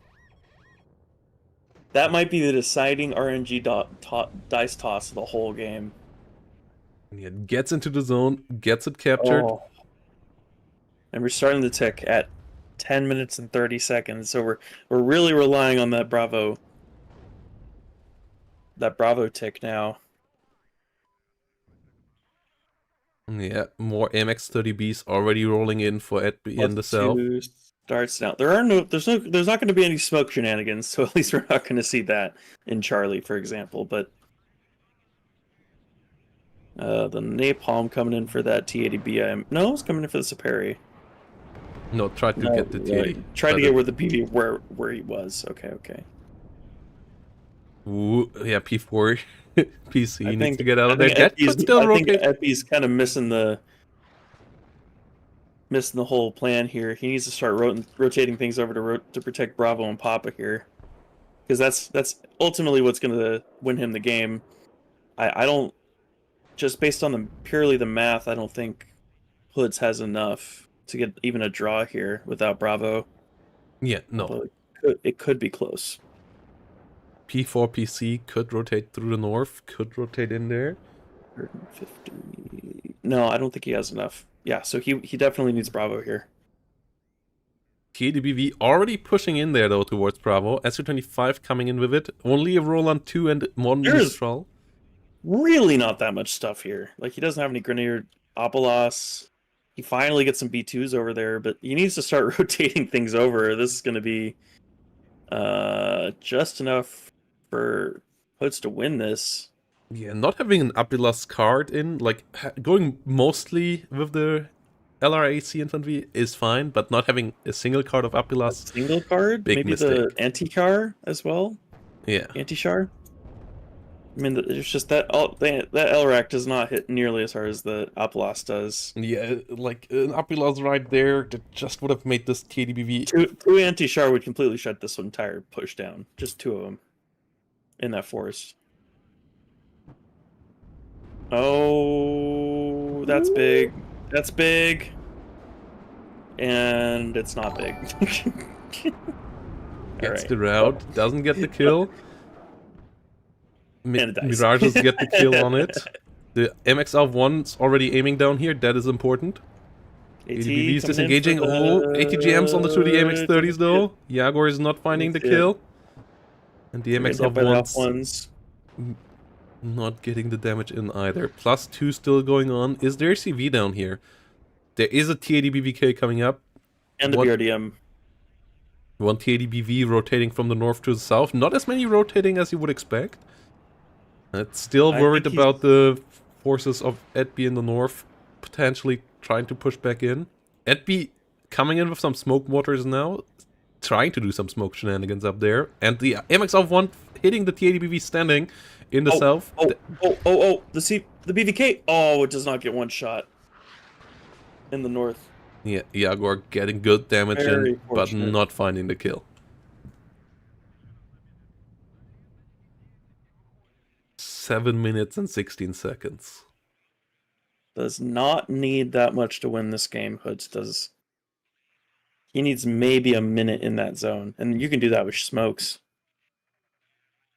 Yeah, MX-30B2 Brenner's rolling forward as well. 50 cal here against the Fagot.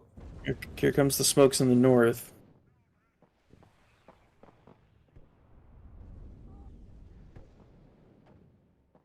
MX-30. We already have just raw dogging across the open in the south. Gonna get that +4, and there's nothing gonna be there to punish it. The MX-30 not in the position. There is a Milan 2. But if it gets in there, that means that Edby has to get something. It's not going to be fast enough. It's going to, it's targeting the BB in the open. But that BRDM2 is just going to snug up next to the house, and unless that VAB Milan comes over and gets shot by the BRM, it's he puts it in the slightly wrong out of spot. oh It's no! getting shot out of the open. Oh no! It No. both Move miss it. though. Move it, please. No. It gets the capture. It gets the +4. P4 is on the way back. It gets that killed off. Sniped. Oh, it gets It's a sniped before it +3 though. catches. It's a +3, 120. Oh, but he loses the tick in the north, so it's back to a +2. So Perry Comrade at least still in there, so he doesn't lose the complete northern zone. But yeah, back to a +2. P4. The BBK's coming in. Oh, P4 is disengaging again. Oh, this is going to be so clutch. I don't hate that. You need to keep that alive. P4 running away. AMX30B2 There's PC. so many BVs. You can't stop all of these. There's nothing to stop them. You could pretty much just run through Papa at this point. But the question is, with the the CV in the north goes down. Not enough smoke there around. The VAB PM stopped smoking. The napalm. Did Hoods move it fast enough? I think he did. He did. Oh. P4 in the north goes down. P4 in the south needs to come in to neutralize the point. +4 will be a victory here, I think. It's 160 points. It will be. It's close, but I think it is enough to get Hoods for victory. So 160 a minute. It's and on more than 4 minutes. That's what 4 times.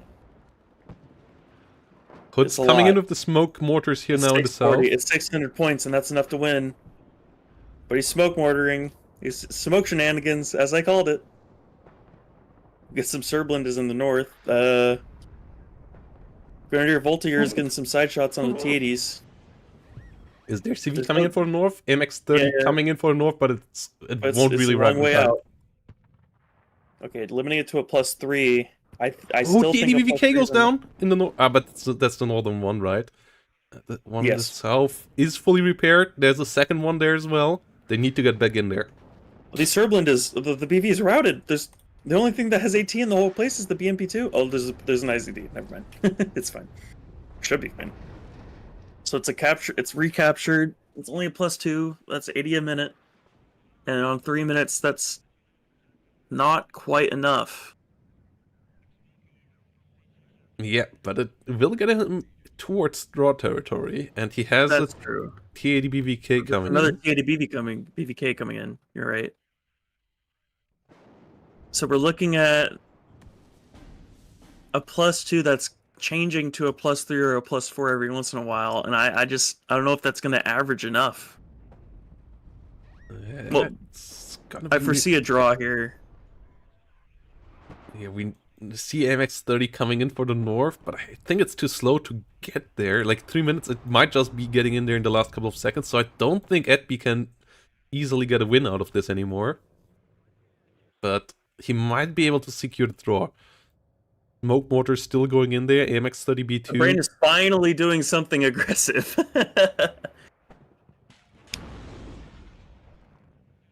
Yeah, the Alf 1 HP AMX30 coming in.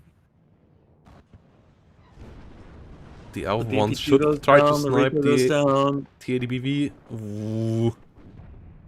They miss. The Brenner's misses on the short range. Oh, but the other B2s. Oh, they don't see it. You don't see it anymore. They got one hit in, but they don't see it any further. Oh, he's completely cleared the north out. What happened to the IZD? It must have gotten sniped by the AMX Sublimed. Wait. But the AMX30B2 is not fast moving. It's moving through the forest. And the B2 goes down. And he's got nothing in the back point. The other AMX30 could run. Hoods could just fast move. The other one should fast move into Delta, and then he could actually, with some smoke, get Delta. Oh, well, that's harder with the Mochjalki. Although he doesn't have any CVs. Yeah, there's no CVs. He could just run in there. Oh my god. And he's moving it through the forest for some reason. Okay. Yeah, he's moving the other one now into Delta, but the Slatna GRU most likely will kill that with side shots. He'll get a minute where Hood should realize he's killed everything. He could just fast move into Popper right now. There's nothing stopping him, especially with all like he's got 2 BVKs, a single BV. He's got a BV in the backline that's healing for some reason. There's only a minute left in the game. Just fast move. Ooh, Amex goes down in the south, but yeah, the Amex The B2 Gru's in the being north spotted saves it. The out. Granis is saving the other AMX 30 as well, so he There's an will get into IZD. Delta most likely as well. We're in draw territory, but Hoods has enough time to get the win here. No, he doesn't. No, That's it's only only 8 points. 59 seconds, and the And MX 30 plus B2 one. in the north. Ooh, it gets sniped. There's still the IZD. So, It's a draw by less than 10 points. yeah, +2 here, slowly ticking up.